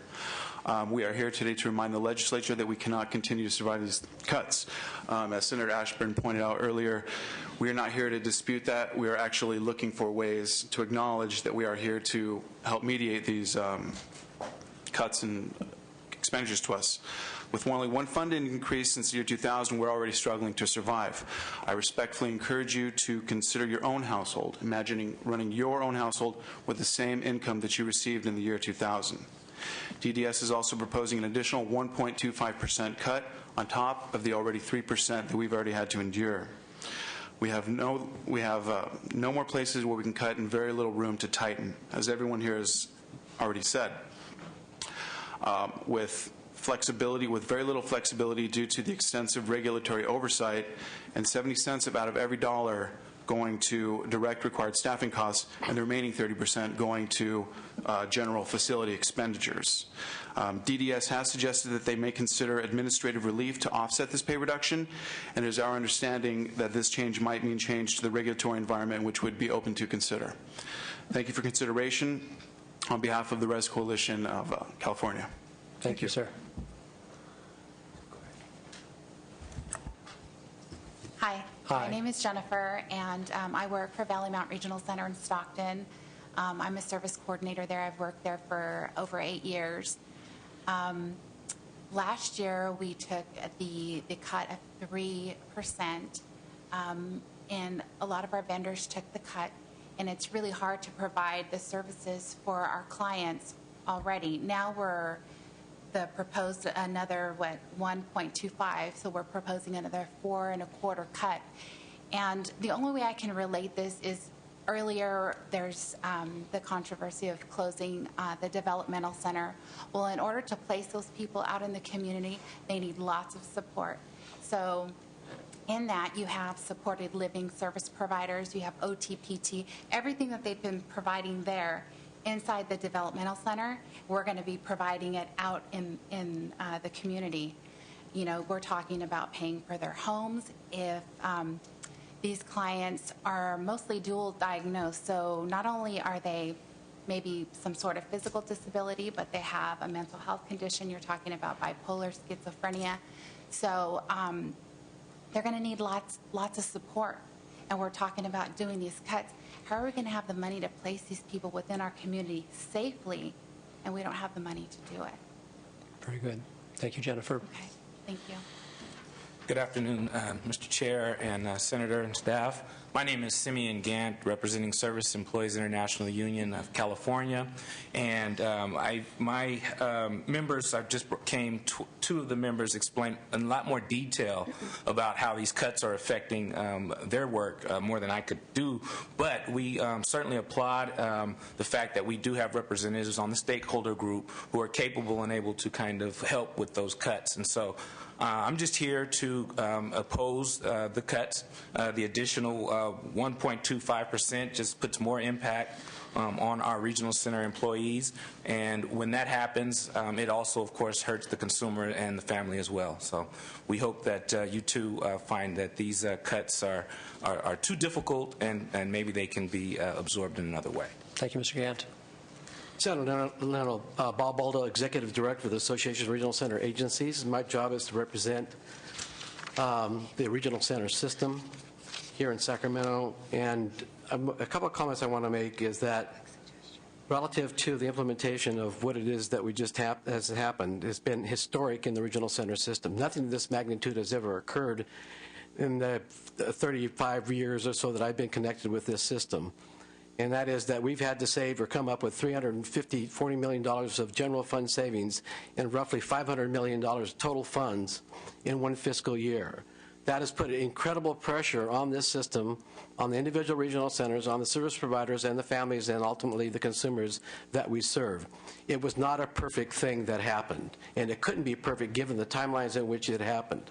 And I could spend a lot of time here today, which you don't have, telling you about my perceptions in terms of what occurred. And you've heard a lot about perceptions today in the testimony.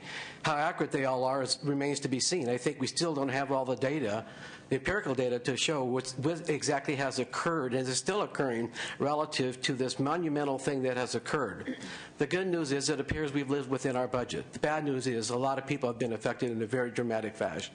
We can't escape that particular point. And we'll be coming back to you in the future when we have more information, I think, about the impacts and suggested changes to how this has worked to make it better. Because I don't think that the budget situation is going to go away. It appears that it's going to be with us for quite some time, and as a system, we're going to have to deal with it. One specific proposal I did want to talk about today had to do with the issue of federal revenues, and specifically, if you could do it briefly, please. I could. Yeah. To support the department's request to obtain more positions to draw down federal revenues, especially related to the ICF dollars. We're going to get to that in just a moment. Okay, I'm ahead of myself? Yeah, okay. That's item number 4. I'm sorry. Thank you, sir.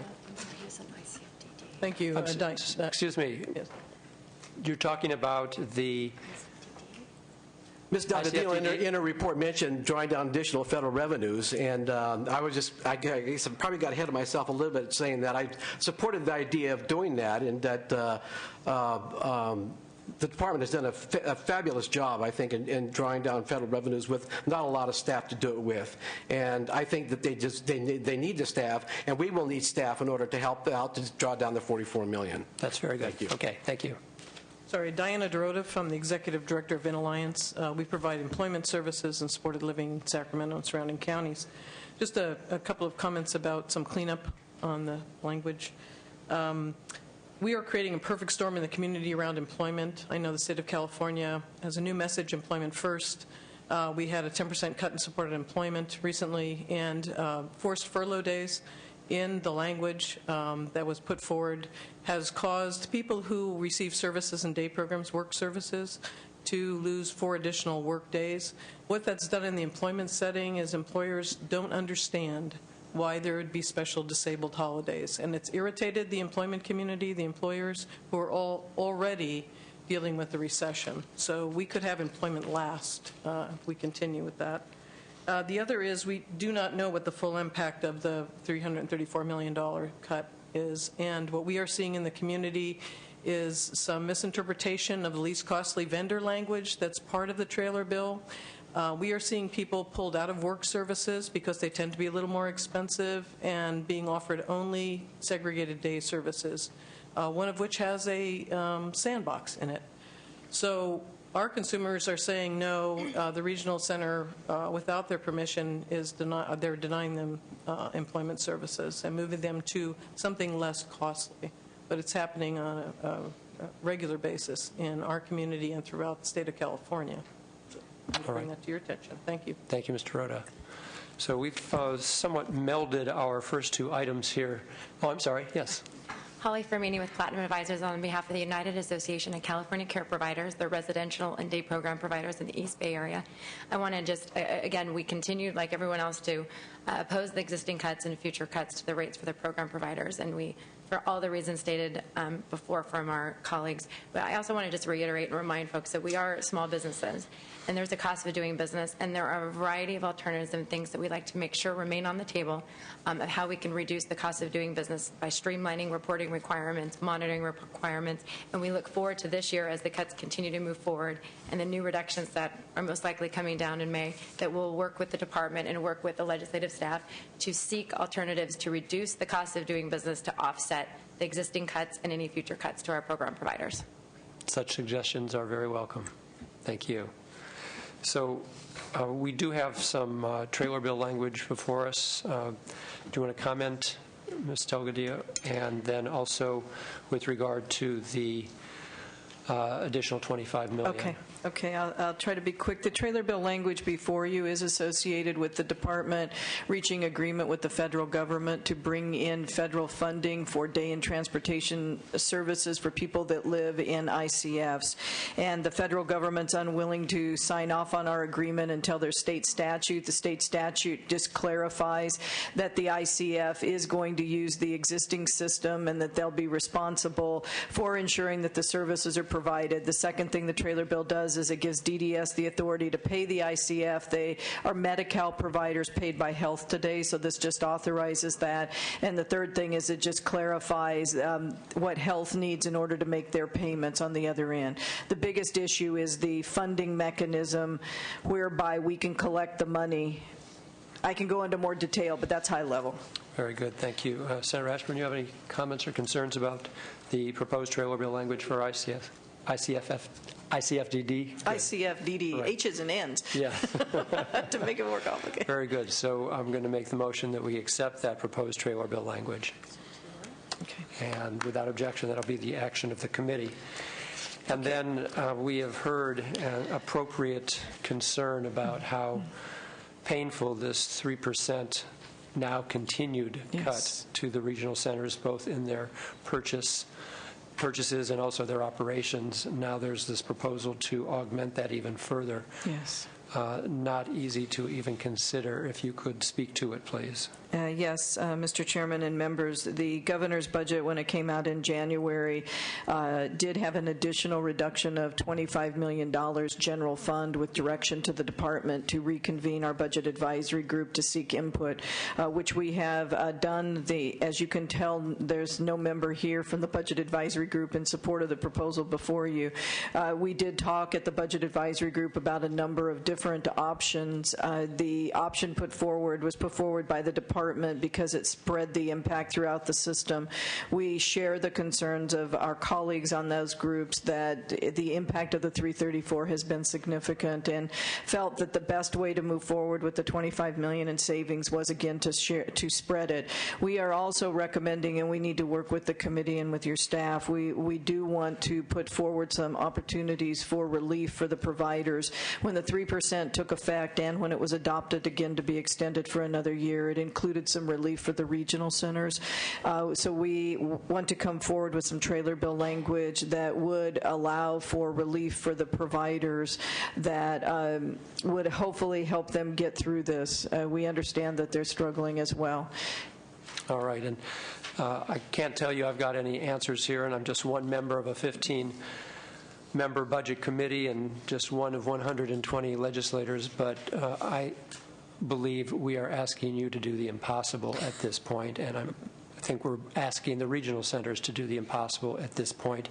There, I believe, plenty of other places to find $25 million in this $88 billion budget, and it's going to be my intent to find that so we don't have to impose this additional cut on you and on those who are deserving of the services that are provided through the regional centers.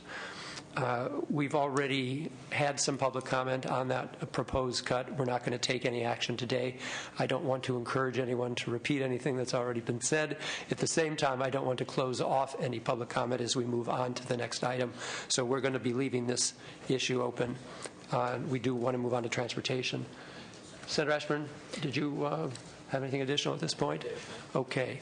So with that said, thank you all for your working with us on this. The third item is the transportation funding. Yes. A real issue that we need to address. So if you could please walk us through it. Back a few years ago, first of all, the department provides, or via the Regional Center for Transportation Services, for consumers that live in the community. And about 57,000 consumers receive transportation almost daily. It takes them to day programs and work programs, to medical appointments, and it's very critical for them to be living in the community and to be able to access community services. A couple of years ago, as part of a budget effort at the larger state, a decision was made to use public transportation funds that at the time were available. Subsequently, there have been a couple court actions. The initial court action found that the use of that money for our services was okay. Upon appeal, the court found that that was not the case. There's $138 million in our budget in the current year associated with using public transportation account funding. We were able to come up with $7 million to offset that. The deficiency that the administration put forward is to backfill as a result of the court case. We're very concerned about the timing with this and concerned that without these funds, we won't live within our budget. We'll have a deficiency. We have already fully used we have a loan. We've fully used all of our loan authority now, and we give the regional centers an advance so that they can pay the providers, and we're already pulling back on the advances because we're tight on money. So very concerned that we're not going to make it without this. Thank you. And the likely fallout, if this deficiency bill is not addressed, is that we could be out of compliance with Landerman Act and Olmstead as well? It is going to impact the ability of people in the community to get their services. And this could cause us some serious problems. Right. Okay. LAO, please. Mr. Chair, Greg Jolivet with the Legislative Analyst's Office. We have reviewed the deficiency requests, and we raised no concerns because we concur with the staff analysis that the services are critical, and the absence of those services would present serious problems and be in violation of Olmstead and Landerman. So in a word, services aren't worth much if we don't make sure people can access them. Right. Finance, any comments? I'm one Department of Finance. We concur with the need for deficiency funding in this case. Very good. Is there any public comment on this item? Jennifer, I believe, who spoke earlier with regard to the importance of transportation. I want to thank her for her comments. So we will advise Senator Cheney and the Joint Legislative Budget Committee, which she chairs, of the importance of this funding and the need for the deficiency bill. And then the last item of the day would be the request for state staff so that we can access those federal funds. Yes, Mr. Chairman and members, again, thank you for the opportunity. This is a request for the Department of Developmental Services for 5 staff.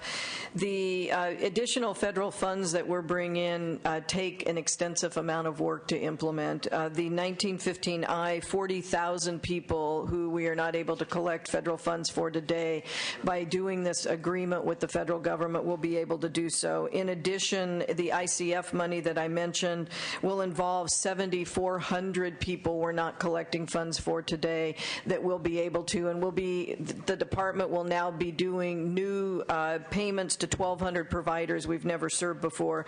The biggest issues here are, as I'm sure you can appreciate even better than I, working with the federal government to get resolution on these issues and to maintain approval is extremely complicated. And I can tell you right now today that these activities have involved myself, Mark, the chief deputy, and our deputy director, Rita Walker, who's in the audience, and we personally have been on every call to do these things. And again, we just don't have the resources to implement them even with approvals to move forward from the federal government. Aside from the resources, just reading the description of some of these positions seems like very, very specialized expertise. It is very specialized expertise that's needed. That's why you see the three of us having the dialogue with everybody. And to put this in real terms, we're looking at a general fund investment of about $250,000 that could pay dividends as much as $79 million. In the current year, it'll be over $100 million. Yeah, in the budget year. Yes. Right. Yes. I see LAO shaking your And head. without it, we can't do it. Yeah.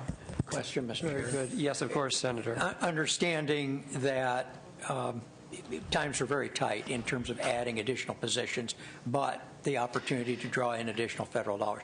Is there anything that can be done within, not specifically your department, but within the agency for staff sharing of resources so that these positions the job can get done, but without adding these specific positions to your department? Senator, and maybe I should let Finance respond. Obviously, I can't speak for my other departments. I can tell you, as Senator Leno mentioned, we do need very specialized expertise that knows DD and that knows Medi-Cal issues and Medicare issues. And, I can only speak for us. I mean, we have 375 people in our entire headquarters. We run 24-hour care. We do the monitoring of that. We control all the regional centers, pay all the bills. And in addition to that, we actually do mental health work for claiming for anybody that's in a mental health facility today that has the ability to pay. We handle all the court matters and all the collections for them as well. I agree you're incredible. There's no argument there. I'm just trying to figure out a way to get the positions, to get the money that doesn't add cost to your department's budget. Is there any opportunity, again, agency-wide, because departments tend to view themselves only within the confines of the department, and we have, if you take a look at the larger agency, the opportunity, I'm hoping... Great question for Finance. Great question for Finance. On Wayne Department of Finance, due to the specialized needs for the state plan amendments, we feel that it is necessary to obtain these additional resources for this effort. So Department of Finance is supporting the position request? That is correct. And is that a part of the governor's budget submittal? Yes, it is. Yes, it is. Okay, thank you. Leo. And I would just note that these are temporary positions. 2 years. Yes, Limited term. two-year limited term positions because there is a bubble kind of back-billing kind of workload to maximize federal funds. Window of opportunity. All right. Very good. Thank you. I think we have some public comment on this.